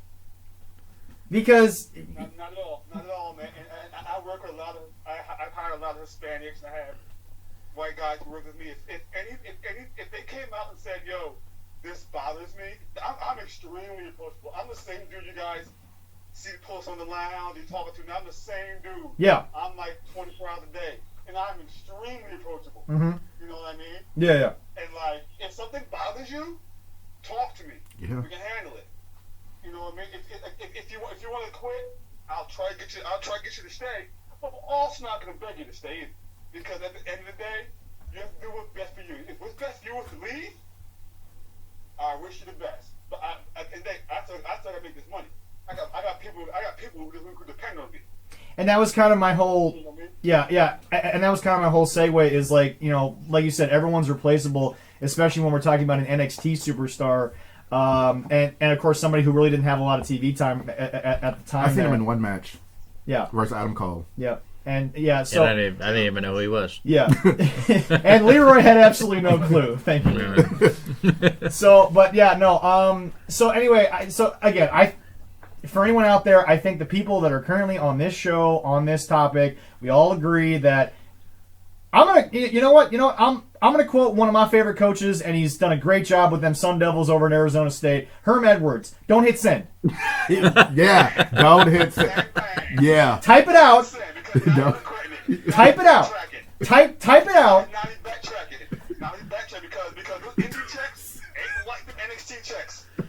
yeah. I can promise you that. We actually had an earlier topic about the cuts and how NXT guys were sort of being let go due to the green mist. And, you know, my biggest thing is they were given 30 days pay, were reported, and then they were said you can do whatever you want. I would stay because why would you leave the umbrella? I mean, and not to mention the fact, random, seriously. Yeah, and a little side thing here. Okay, so obviously one of the greatest African-American stars, whether or not he's looked at more for the Samoan heritage or the African American star. It is Dwayne "The Rock" Johnson. Am I incorrect in saying that? Hell there, no. Mike?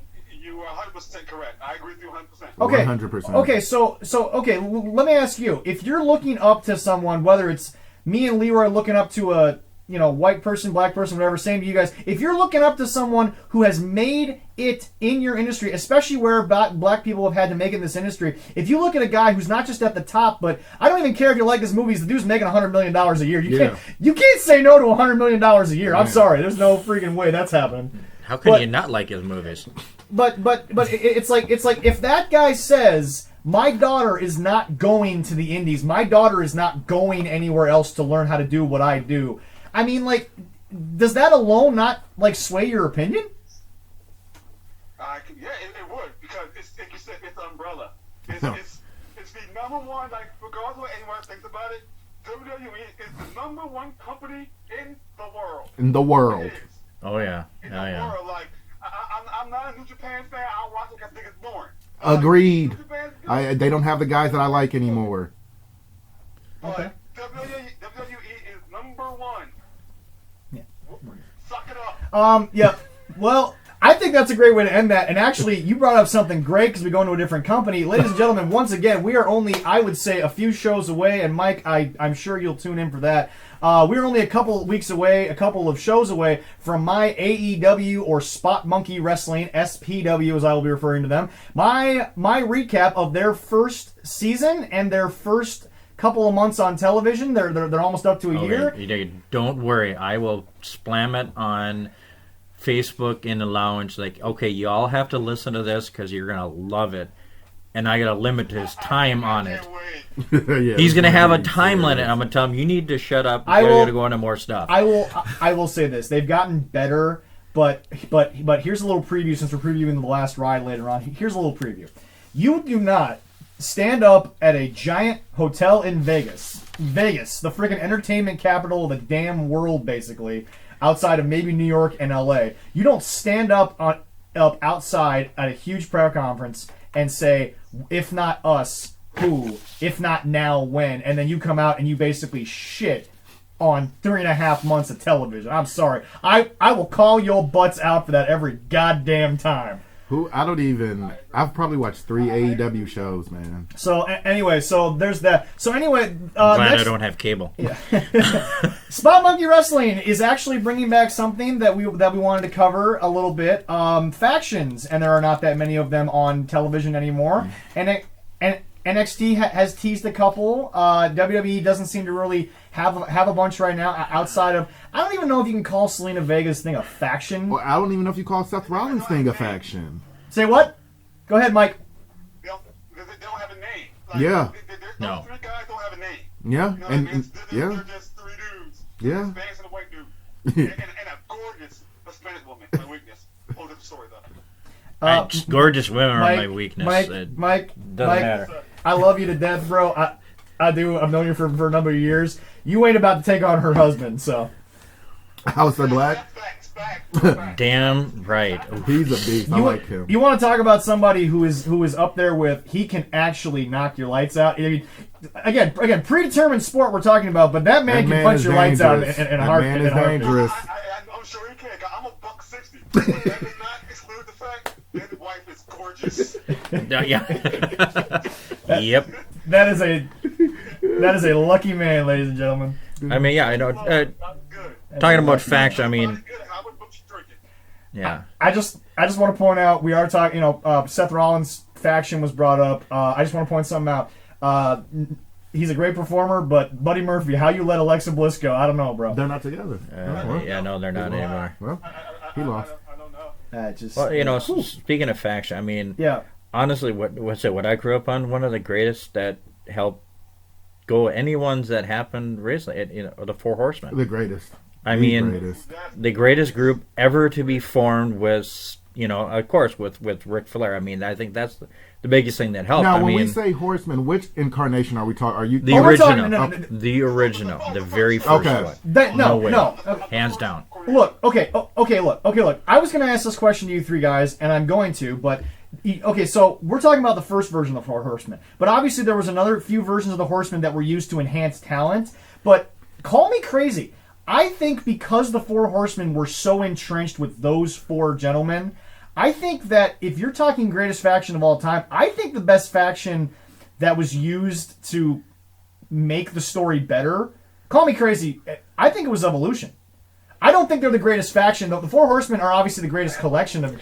I think. Hold on. That's interesting. I got something to say about that too. Okay. Before I turn it over to you 3 guys, here's my thing. What faction, in your opinion, helped the story forward? And obviously Ric Flair is part of both of them, but it was a different incarnation of Flair. It was more the mind of Flair versus the physical ability of Flair. I mean, look.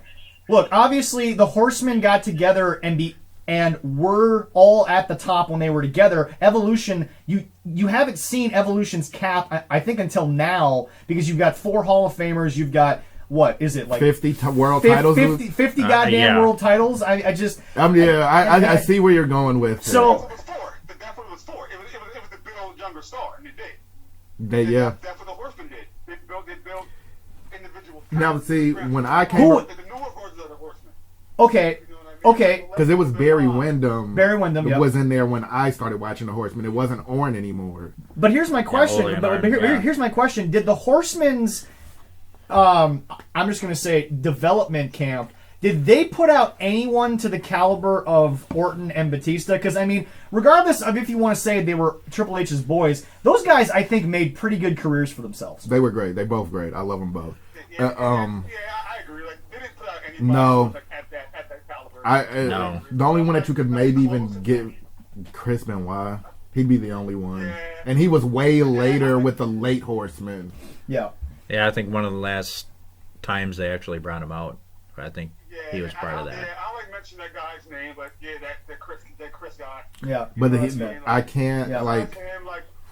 Maybe Barry Windham. That's what, Windham, yeah. to an extent. He was big Okay. when I was a Yeah. kid. Barry Windham was big. My biggest thing is that, and call me crazy, when we talk about factions, there have been hundreds, if not thousands, of factions throughout every company. New Japan, they have their factions, but like sadly, okay. Here's my problem with factions in New Japan. You have to pick one. Everyone's in a faction. There's nobody that's really outside of it. Now, see, I don't like that either. Yeah, no. What's his name? Yeah, what's his name? The aerial assassin from Britain. His name kind of escapes me right now. Aerial assassin. He was ranked high. The British guy. I can't think of it. The aerial ace. His name is again. I apologize. But anyway, it's like he came to New Japan as one of the top guys in the world, and all of a sudden, huh? Zack Sabre Jr.? Yes. No. Zack Sabre Jr. is more of a William Regal technical guy. Leroy, can you look up the aerial assassin for me of wrestling? As soon as he says his name, because don't get me wrong, I love his matches and he's done great in Japan, but he showed up and he announced what faction he was going to be a part of, and I'm like, dude, you're one of the top people in the world. You don't even need New Japan. You don't need to be part of a faction if there's already a leader there. So that's my problem with factions over there. But when you talk about factions, I mean, like, let's be honest here. You're not going to get past Evolution, the Horsemen, D-Generation X, and they kind of revolve around the same guys. Yeah. Nation of Domination. They only pushed out one star. NWO. Yep. NWO. Ospreay.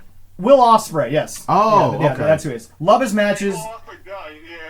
Love his matches, but like I don't know why you had to show up in Japan and be like, I'm joining this like what? No. Anyway. Yeah, but it's just for my biggest thing is that when we actually talk about real factions that actually come off your tongue, they're all with stars. What was the group with Sheamus and World Nations? Yeah. World Nations. Yeah, they had all world champions, right? Well, no. Sheamus, The Alberto League Del of- Rio. Well, they had Rusev. Yeah. He was never a world champion? No, Okay. U.S. champion. Yeah. That felt like me. It was like You don't really they were kind of doing factions the. don't make sense without a star. Call me No, crazy. no, definitely. And when I mean star, I don't mean a guy that is like a Sean Waltman and goes out there and puts on a great match with anybody. I'm talking you need a Hogan, you need a Nash, you need A Rock. a Rock. A young Rock, you know? We'll say with the League of Nations, like, was that kind of a spin-off of trying to attempt of the Nation of Domination back then? I mean, it could be. Well, yeah, that's true. It definitely was. Didn't actually enhance anybody in there, but No. I mean, They got four guys who were doing nothing. They say, hey, put them together and see what happens. well, there were like 5 or 6 factions at that time. They were See, trying that's to when they're doing too much. Yeah, no, it's like at that point, I think you had the 3 female factions. Oh, so yeah, As Cage well. and stuff. And you had Yeah. social outcasts. Yeah. And you know what I mean? Like, Well, some of the big factions are going on. I mean, you look at the Horsemen. It was at the time. It was a right time for it. Oh, the yeah. NWO and then DX. It was at the right time Oh, yeah. for that doing. It was that error that made it go, holy crap. Call me crazy, but But it worked. I think Evolution. And Evolution And came I at know the that right it time, happened too. on camera and it was built that way, but that helped spin off Orton and Dave. I think Evolution made Triple H into what he is today in that you look back as somebody who was as dominant as he was because, I mean, look, you can say what you want about the guy with his wife. The guy was a champion before he married Stephanie. The guy, in my opinion, would have made it big regardless of course. Stephanie. But I think that Evolution gave him a voice in Vince's ear that allowed him. Evolution, in my opinion, made Triple H bigger, and I don't know if he needed it, but I think that Triple H got the best deal out of Evolution. It looked at him as the guy that could make guys. Yeah.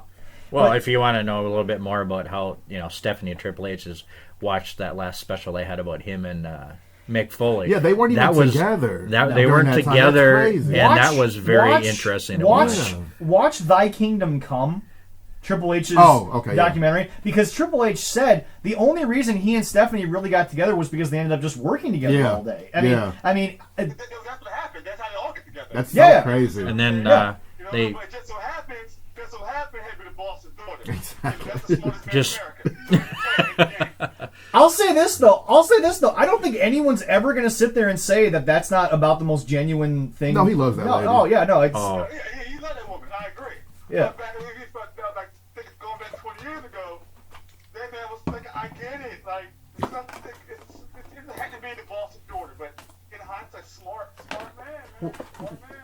We're all men, so that's just going to be a thing. Oh, definitely. So anyway, you mentioned it earlier. There's no faction because they don't have a name.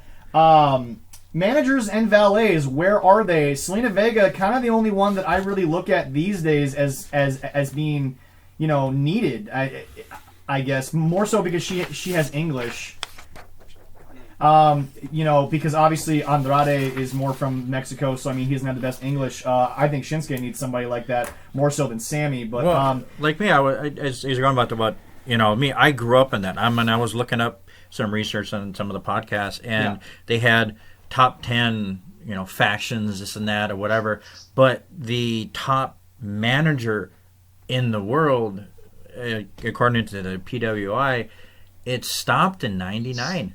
I mean, there really hasn't been much. And I was like, Jim wow. Cornette was an amazing manager. Jim Cornette has always said, I will gladly be second to Bobby Heenan. Oh, yeah, he's definitely second. I will gladly be second to Bobby Heenan. He's definitely second. But okay, so I'll shoot this over to, we'll start with Phil here. Managers outside of Brock, who really just doesn't want to talk. It's not that Brock can't, he just doesn't want to. Do you think managers are something that can still be used to enhance talent, or do you think because of this world of social media we get to know them so much as people that the only way to get over nowadays is you have to be yourself?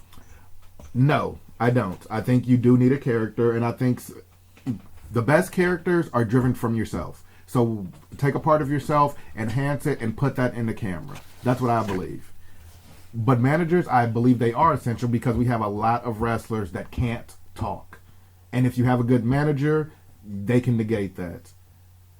Some of these guys and girls... And some people get into wrestling trying to be a wrestler, and then you just find out all you can do is talk. Yeah. But again, there's a place for that in wrestling. Someone like Corey Graves. He was in the ring, wasn't the best in the ring. Got hurt. Got behind the mic, and is amazing. He's my favorite commentator right now. By far. Bar none. Oh, yeah. By far. He makes my girlfriend hate him every time. And I look at her every day and I'm like, he's supposed to. He's doing his job. But that's what I'm saying. People like that are needed. He did get caught up in the whole Mandy Rose situation with Carmella, though. Man. Now that he's dating Carmella, he has to pull back. Yeah, a little bit. Pull back on God's greatest creation there. And I'm a Mandy Rose fanatic, but that's a different subject. So anyway, Mike, your thoughts on managers and valets in current wrestling? Oh, they're non-existent besides Selena that I know of. It can be really good for character development. You don't count Paul? What about Lana? You don't count Paul? Paul's a mouthpiece. Okay, all right, fair. Agreed. Fair, difference. Agreed. Big Agreed. difference. Okay, yep, nope, I understand. I always use this example every single time I have this conversation. I always say Vicky Guerrero with Dolph Ziggler. She brought Dolph Ziggler to a whole nother level. Without Vicky, I don't know where Dolph would be. And it's crazy how they don't attribute a lot of. I'm sure he does. I'm sure once he retires, he will. Yeah. He would attribute a lot of his success to Vicky. Because Vicky was a heat magnet. Yes. Oh, God. Very yes. true. Her back and forth. Her back and forth. Her back and forth with John Cena and Jerry Lawler is still one of my top 5 Raw segments of all time. I don't care what anyone says. It's awesome. And she was huge in the Dolph Ziggler development. I agree. You know what I mean? And you said, Selena Vega, Selena Vega being bilingual. You know what I mean? Angel Garza, he speaks perfectly good English, but he's not a good microphone guy. No. But Selena's cool. And she, you know what I mean? and going back to what you said, she's a looker, but damn, is there a vicious side behind that woman? I still love watching her in the. Exactly. I like watching her in the. That Spanish attitude, man. They're all firecrackers. I like that. Oh, yes, they are. You know what I mean? You're making Leroy sweat over here, there, Mike. There's a lot of guys who need managers now. A lot of them. Yeah. I can't. Shinsuke needs one. Shinsuke needs a mouthpiece. I like how NXT they have the Robert Stone brand. He is the mouthpiece and the manager for Chelsea Green. And how it's looking now, Aaliyah. I don't know if you guys saw NXT. Yep. Being that faction now. You know what I mean? Call me crazy. I think they're slowly coming back. Yeah. Oh, okay. And Scarlet Bordeaux. Yep. With Killer Cross now. I just Carrion. Yeah, that's Carrion his name. Cross. Carrying Cross. Yep. You know what I mean? Like, Yep. And that's a big having dude. somebody by your side. Like, I'm sure Cross can do his own promos probably. Yeah. But you have to have something by your side. Call me crazy. Call me crazy. I'm gonna shoot this over to Leroy. Leroy, what do you really think Shinsuke needs one, or do you think Shinsuke would be better if they just let him do what Asuka's doing and just give him the mic and let him go? I love Asuka. Well, I mean, that could work. I mean, he has, was like, He was I don't the man speak in no. New Japan. He wasn't meant for New Japan because the way yeah. that man walks to a ring, there ain't no way that Japanese fans are gonna appreciate that as much as an American fan. Yeah, Charisma. if he could do it without a manager. I mean, they could still keep it and then slowly work it into where he is like Asuka, where he's like going off or whatever. He can go off in his native language, but then actually start talking, in English and going. Asuka's got more charisma than half the damn roster. Yeah. Just yelling Japanese things. And seriously though, She was on commentary. Seriously. I didn't understand a word, And it was I amazing. loved it. it was amazing. Well, yes. So good. As I said to you before, nobody knew what you're saying except for Jerry. Jerry is awesome. The king knows everything. Jerry Lawler knew exactly what you said. There you go. All right. I love that man. All right, so we have a goal here at the show is that on our third official podcast we're gonna and with our first official guest, Mike is still here. Mike, how are you? You still with us there, Mike? Chilling. All right, cool. Absolutely. All right, so now Phil over here, as we've said, is a huge fan of the podcast and loves being a part of the group now. He gave us 3 topics, and they're all on the cards today. Thank you guys so much. Our next topic is going to be, since we are now reaching that time, and 2020 has basically been a wash for wrestling based on the Green Mist, matches of the decade. All right. Best match of the decade. We actually looked up from 2010 to 2019. Mike, I actually previewed this to you. You're waiting to hear what last year's was, because I told you that it's going to make you flip your Oh, that wasn't last year's. Oh, whoa, okay. 2019. Oh, the last one. Yeah. So anyway, okay, yeah. Yeah, matches definitely. of the decade. We're going to talk about what we think they are. But Mike, are you ready for the list here from 2010 on? I'm all ears. Okay, 2010 was WrestleMania 24, Undertaker versus HBK, the last one. Fair enough. 2011 was actually Punk and Cena at Money in the Bank for the title. Awesome match. Good man. 2012, I'm sensing a theme here with his story at the time, was Taker versus Triple H at WrestleMania 28. Is that Hell in a Cell? Yes. Was that the Hell in a Cell one? Yes. Okay. That's what Okay, it it was. Yeah, all right. Awesome. With Shawn Michaels Yeah. as a special guest. Right, yeah. At the end of an era. Yes. Yeah. Okay, so 2013 was Cena versus Daniel Bryan at SummerSlam. And that also it featured Triple H as a special guest wrestler. That was Triple H a was really involved good as well. match, though. 2014, call me crazy here, at Payback, Cena versus Wyatt. Last man standing. The last man standing. Wow. I said, wow. That's what they have on their PWI. So 2015 was actually, and I know, Mike, you mentioned this way at the beginning that you're sick and tired of this for the 10,000th time, but it was Bayley and Sasha at NXT TakeOver. Great. that was the. That was a 30-minute Iron Woman match for the NXT Championship. Before we get into what we think our favorite was, let me finish the list here. 2016, AJ versus Cena, SummerSlam. It's AJ. Yeah. It's gold. Two- That's going to be perfect to me. 2017 was Okada Omega at Wrestle Kingdom 11. That was for the championship on that one. 2018 was also Okada versus Omega, but this was at Dominion 6-9. And then drum roll for Mike here, the one that he was waiting for. Last year's best match, according to PWI, Pro Wrestling Illustrated, was Cody and Dustin Rhodes at Double for Nothing. Double or nothing. Double or Nothing. Wow. Yeah. That That's a shocker. Beyond. that was voted their match of the year. Well, some guy's sitting there bored going, what are we going to put on here? Oh, let's put that one on there. I don't know. Maybe. To be fair, I watched that whole pay-per-view. That was the only match on that pay-per-view that actually made me think about wrestling.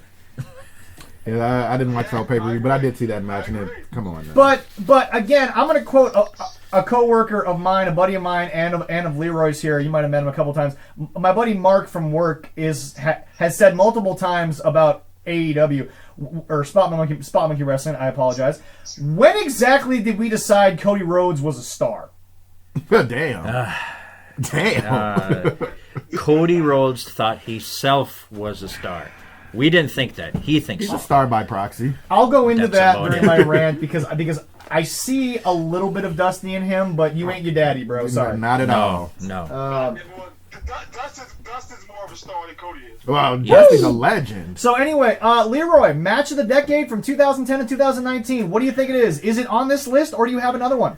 Leroy first. On this list, the one that I enjoyed the most was Shawn and Undertaker, the second one. I do. That was so good. They told a story with almost no airtime. Man. Yeah, I know. It did. I It don't was remember great. a single promo, but I remember the day of match. There wasn't too many, but just enough. It was like, let's do this They again. barely It's spoke. like, It's what? just Shawn sneaking up super kick and Undertaker coming from under the ring. They really probably said about 10 words. The only promo I remember, Mike, I don't know if you remember, the only promo I remember was, if I can't beat you, I have no career. That's the only line I remember. Seriously. Yeah. They said about 10 words to each That's other. what I remember too. But And I also remember him. It might have been the first one. I remember when it was when Shawn came out with the all white. Yeah, that was the first one. that was the first one. That That was the first one. That was the Heaven versus Hell yeah, match. yeah. No, that one was built up as Heaven versus Hell, Like whereas God versus the second devil. one was Career This versus is Street. Oh, man. Okay, yeah. That's that. Okay, that's probably my favorite out of the ones I can remember. Yeah. That's probably my favorite one. Cause Shawn, I love Shawn Michaels. I think he's like So Leroy, the greatest performer of all time. yeah. So Leroy, is that your match of the decade, or do you have another one that's maybe not on the list? I mean, like, is that your favorite match of the last 10 years? On this list, there's so many different ones I've watched. Yeah. But yeah, out of the list right here, yeah, that has to be, one of my favorites. I'm gonna shake it up. I'm just gonna say for me, my match of the decade. Call me crazy here, and like I'm serious about this. AJ and Cena. Look, I know AJ has no ill will for not being in WWE all these years, but my God, did he make you believe it? Did he make you believe? Yeah, true. That True. AJ Styles has been the greatest wrestler on the planet for the past 15 years, Michael. But remember, he said on Stone Cold's podcast, they didn't want me and I wasn't ready, and that's why I wasn't there from the start. So Is that really what they didn't want him? they didn't. In his TNA days? He wasn't ready. No. He tried out for them on Heat. Oh. Sunday Night He Heat. did, okay. yes. And they didn't want to offer him a contract. Okay. Well, And- he wasn't ready. Yeah, well, that's the thing. But no, it's like, okay, I go back to that. The moment when AJ is in the ring with Cena and they're going back and forth, back when you thought AJ was the babyface in the situation. Yeah. I'm sorry, but the electricity between just their auras, forget the gentlemen themselves, forget the selling they could do just speaking. The aura of those two guys. I'm not saying it's bigger than Shawn and Taker, but all I'm saying is that when you brought WWE versus the face of the indie scene, it was almost as big as Taker and Shawn. It's a good one. It was damn close, in my opinion, and the match was phenomenal because Great match. AJ Styles is up there with Shawn and Flair, as in I will make anyone work. Oh, yeah, I don't AJ give a is damn a if it's worker. Taker, Khali, or Man. Cena. AJ can work his ass off. Absolutely, man. And if you look at the kid, man, like AJ's the same. I think he's 41 now. I think he's now. Yep. And like, Yeah. it seems like He's on his last contract. Like, this dude looks 25. like 2006 Yeah. AJ Styles. For those of you, This dude- for those of you who don't know this reference, Leroy might. AJ Styles has aged like Iggy Pop of the Stooges. Yeah, for those of you who- that is definitely true. Iggy, my boy. Iggy Pop of the Stooges Iggy's is. a different level, man. Iggy Pop is like 70 years old and looks better than any bodybuilder I've seen at 7 years old. And he's put a lot of stuff in his body, probably. Oh yes. Oh yes. So Okay, he's kind of like aged like, fine wine. Betty Rose, like she was in Golden Girls. She still hasn't looked any different since then, and that's been a while. Or Betty White, yeah. You know what I mean? You know. Anyway, I'm gonna kick it over here, Mike, and then we'll kick it over to Phil. But Mike, your match of the decade, is it on the list, or do you have a different one? was Shawn Taker, but like you just swayed me. Not like the scene that AJ's match comes back in my head now, and I'm playing it.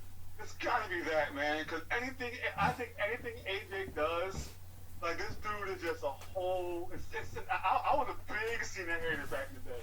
You know what I mean? And he I still like work. him. I never seen Cena work that much into that match.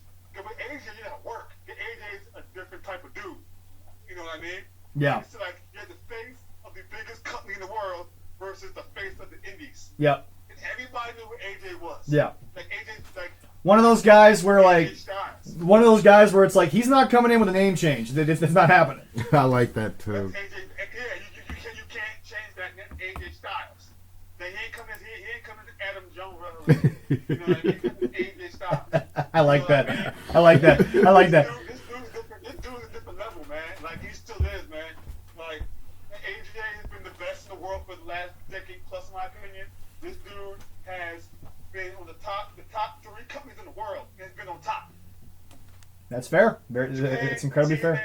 WWE. He's Yep. been on top. That's fair. 3 companies in the world at the time. TNA, in my opinion, was a top 3 company when AJ was there. I Definitely. I watched them. can't say no to that. No. Oh, I Exactly. And this dude, like, I watched them years ago. It's gotta be seen. It gotta be seen at AJ, in my opinion. Okay. Anything AJ does is like, it's perfect to me. He doesn't mess up. I never seen the man botch a move ever. If he has, I didn't notice. This dude does it just old. Fantastic. Phil, what do you got? All right, so you guys know I am huge on Shawn. I'm huge on Shawn, and to me, he's the best.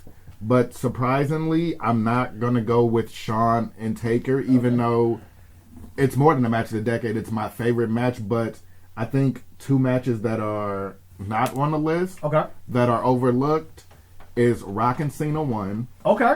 I love that match. The build-up was amazing. The match was everything I thought it'd The be. first one was definitely the better of the Oh two. yeah, the second one I could have gone without, but I really liked the first one. So could all of us. I think so. I really enjoyed the first one. To see The Rock back in the ring after all that time in a one-on-one and him not missing a move and just being on point, really. Was that the one in Florida? Was that the one in Miami? Yes, that was the Miami one. Okay, that was the Miami one. Yep. Oh, you read that one too? Really? lucky man. What was the electricity like having like those 2 guys in the ring? The Rock's from there, so the Rock got the pop. Rock from Miami. Yeah. Like, the pop was insane. Yeah, but the pop for Cena's still there. I mean, yeah. I'll keep it like that. Okay. How was the match to watch in person? Go ahead. How was watching the match in person, Mike? It was awesome. That's the first time I ever seen. I think it's the second time I ever seen Rock wrestle in person. The first time was against Hogan. Oh, wow. Okay. That one too. Okay. And, Number 8. It was electrifying. The first time in what, 8 years? Yeah. It was about 8 of them. Yeah. It was something. It was something to see, man. It was special. It was special.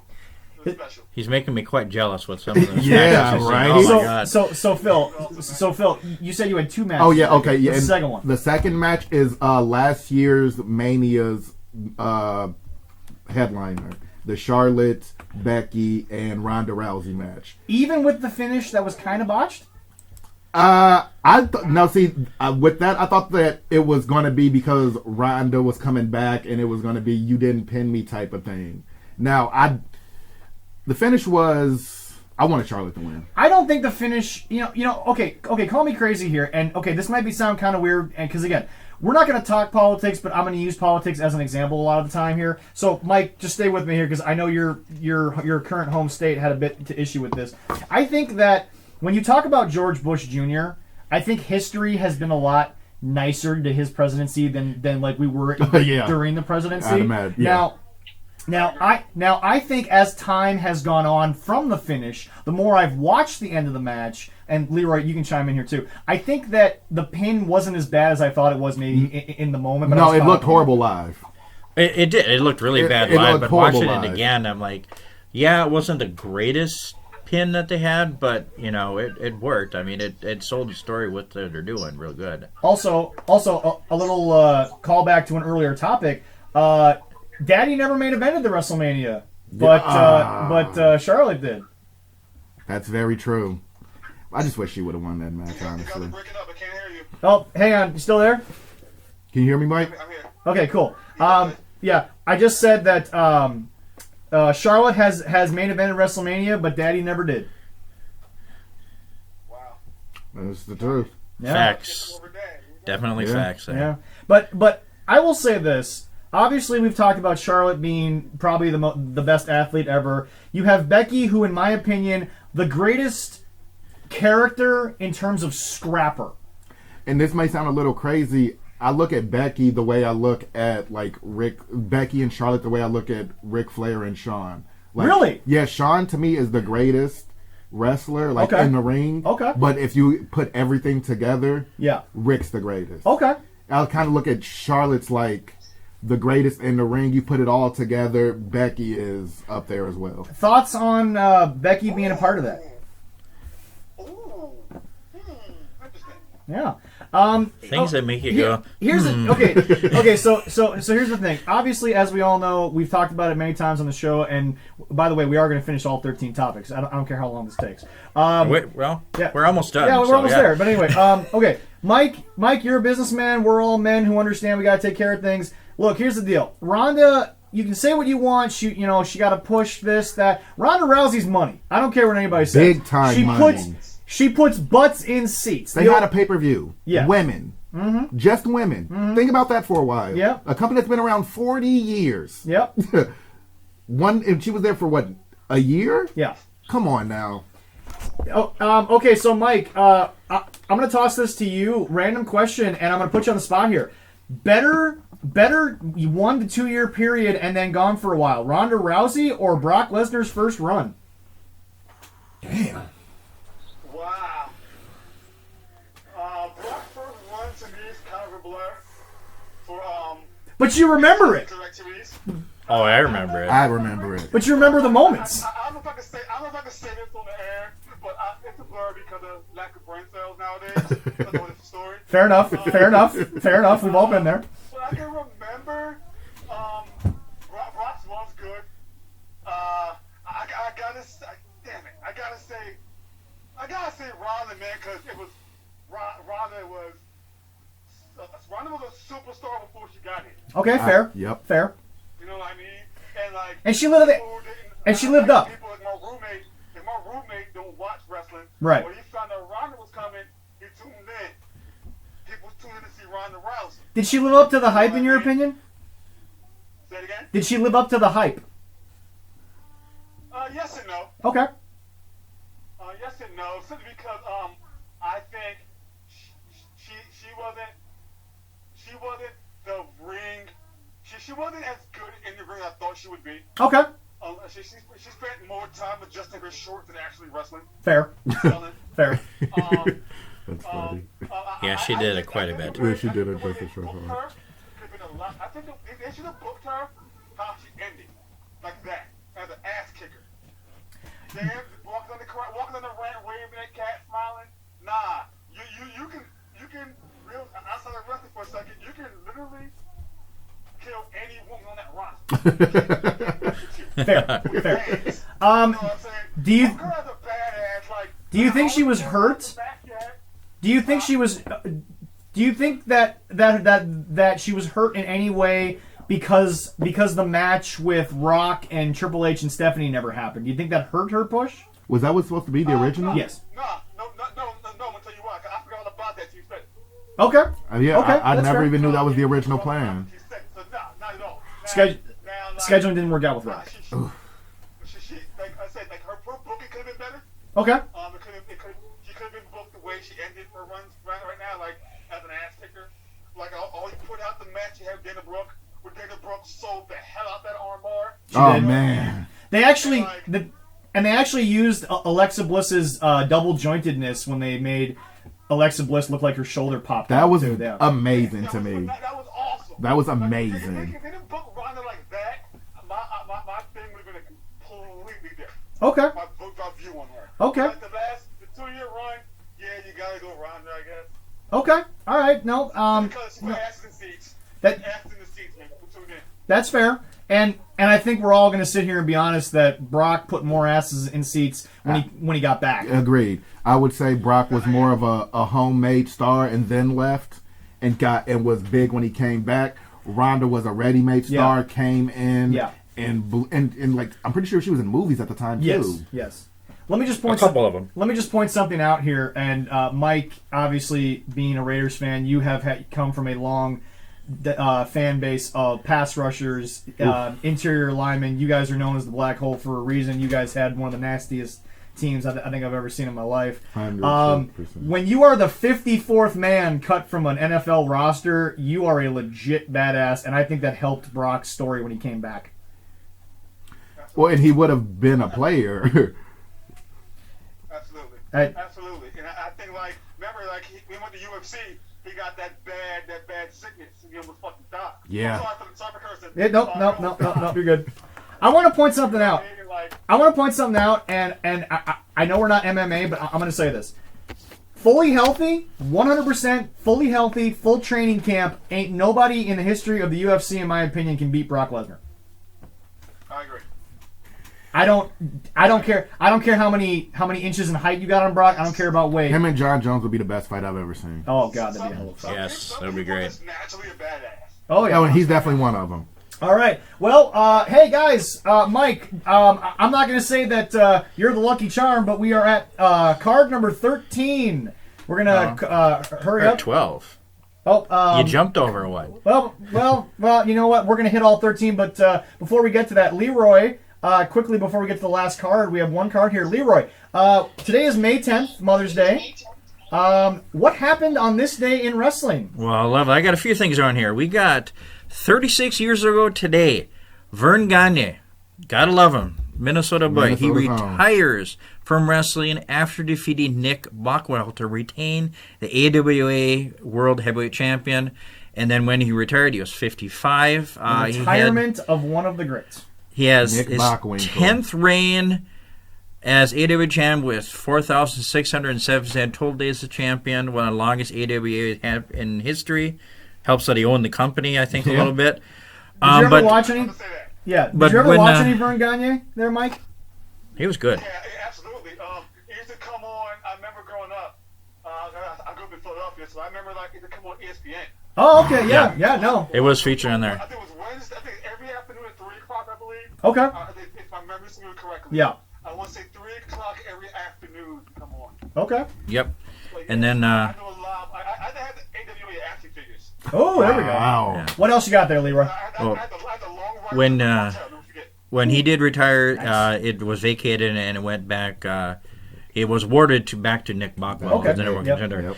Also, 32 years ago today, and I remember watching this too, the first ever Saturday Night's main event, and it was broadcast from the Nassau Coliseum in Uniondale, New York.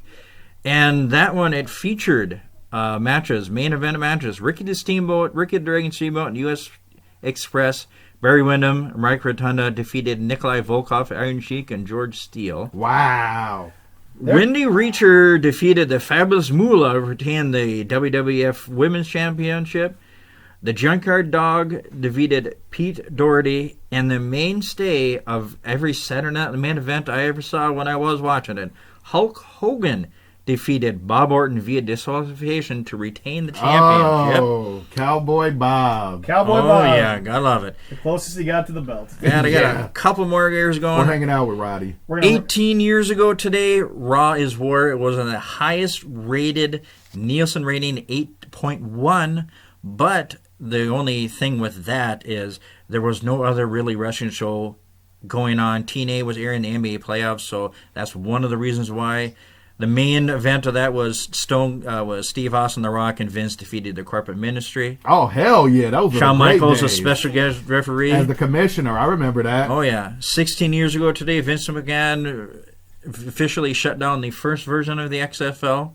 Oh, okay, yeah. And then 11 years ago today was a supposed fight between Booker T and Batista. Yeah, but that was it was a shoot. So it wasn't even real. No. That was They real. said, no. That was Booker It T was a says it shoot. was real. Booker T said, and if Batista's face says it was real. Booker T went on Jericho's cruise. If Booker T says something's real, that man is Yeah. talking the truth. I don't know, but it's a shoot. 3 years ago today, the Ring of Honor New Japan co-presented Global Wars, and a couple guys that we know, at least one of them, Adam Cole, defeated Kevin Steen to retain their ROH champion. Wow. Yeah. And then 3 years ago, as WWC, when they did Women's Evolution just a couple of years ago, they were the first one to do it. Unfortunately for that, WWE was wrong. TNA stated that one night only knockouts knockdown. It was all women.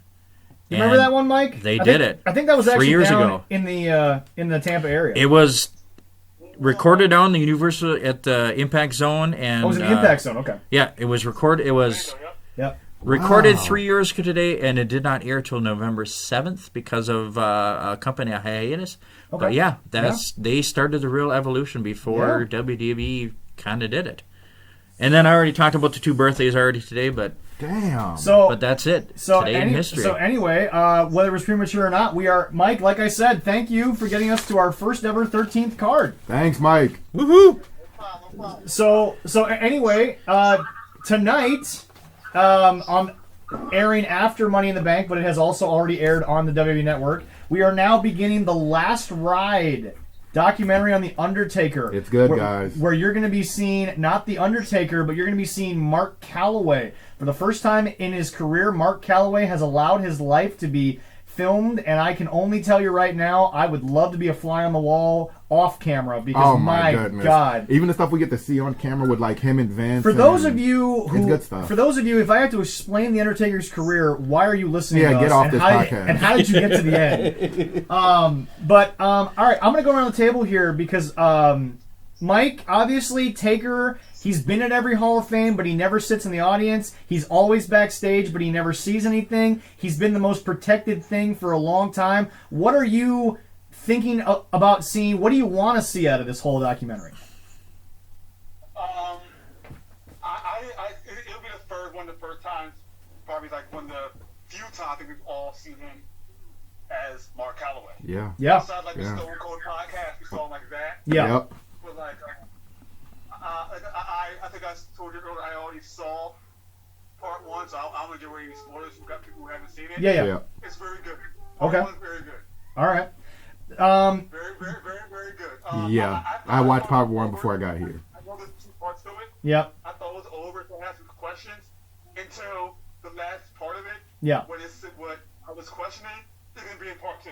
Yep. Yeah. Exactly. I'm right with you, Mike. There's actually going to be multiple parts, I think. I think it's Yeah. like 5 or 6 parts, actually. Okay. Yeah.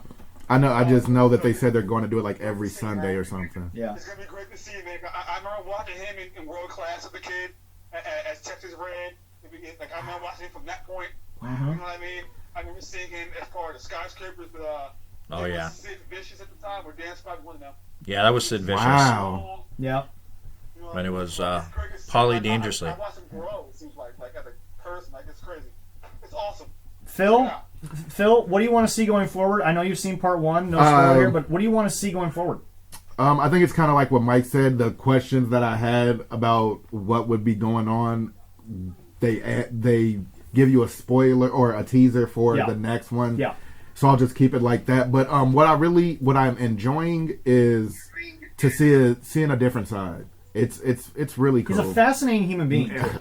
And listening to him talk about the things that he's going through, just body wise. Yeah. But then to see him go out and perform, it's like you could never tell. You always forget the injuries as soon as the match happens because you're like, how the hell are you still doing this? Man. And then that's what I'm really intrigued by so far. Leroy, once again, I'm going to kick it to you. I mean, you've watched Taker since Survivor Series when he debuted until now. You've watched all the big nights, all the big days. I mean, like, what does it mean to you to like see him finally open up about his life and about what wrestling means to him?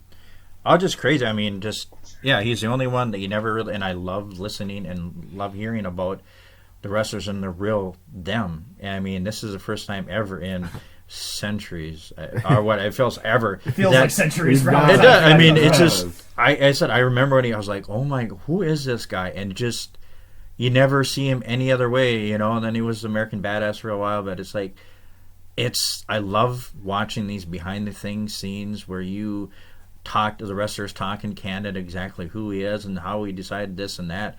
I love it. I am so much looking forward to it. The only character I can remember, or the only character that I think could have gone from the cartoon type golden era to the badass 90s to somehow coming back and combining those two for another 2 freaking decades. I don't get it. I can't name another person, and I mean this. I don't. Mike, chime in if you can. Can you name anyone else? I was thinking, no, I can't either. Especially with a gimmick? Let me answer your question with the question.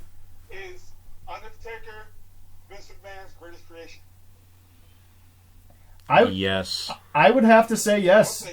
I would say yes. Because here's the thing. You took a guy that, although Mike rattled off all the stuff he'd done before, you took a guy that relatively no one gave a damn about or knew about. Oh, because they fired him, obviously. Yeah. And all of a sudden, he is someone who has... he's the only guy that I can think of. When you bring up the Golden Era, the Attitude Era, the Roots of Wrestling, he's in all of them. He's been in the ring with these guys. Oh, yeah. I remember seeing him beat Hulk A lot Hogan. of dudes, man, a lot of guys aren't with us anymore. He's been in the ring with. He's the old brawler, man. He's seen it all, man. He's seen it all. He's been through it all. And you gotta respect that, man. Hell yeah. He is the only guy, in my opinion, that if he walks out of his home and walks into a locker room, I don't give a damn if you're a modern day, I think I'm the greatest type of deal. You bow to that man. Oh, hell yeah. That man owns that locker room. He can only be there once a year, and he owns the locker room. And it's pretty evident. All right. Well, anyway, once again, Leroy, this is always a pleasure. Phil, thank you once again. We will always have you on as we can. Mike, this has been a pleasure. Thank you so much for agreeing to this. I know it took a lot of your Sunday up, but thank you, sir. Thank you guys too, man. Happy Mother's Day to all the mothers and Wu-Tang forever.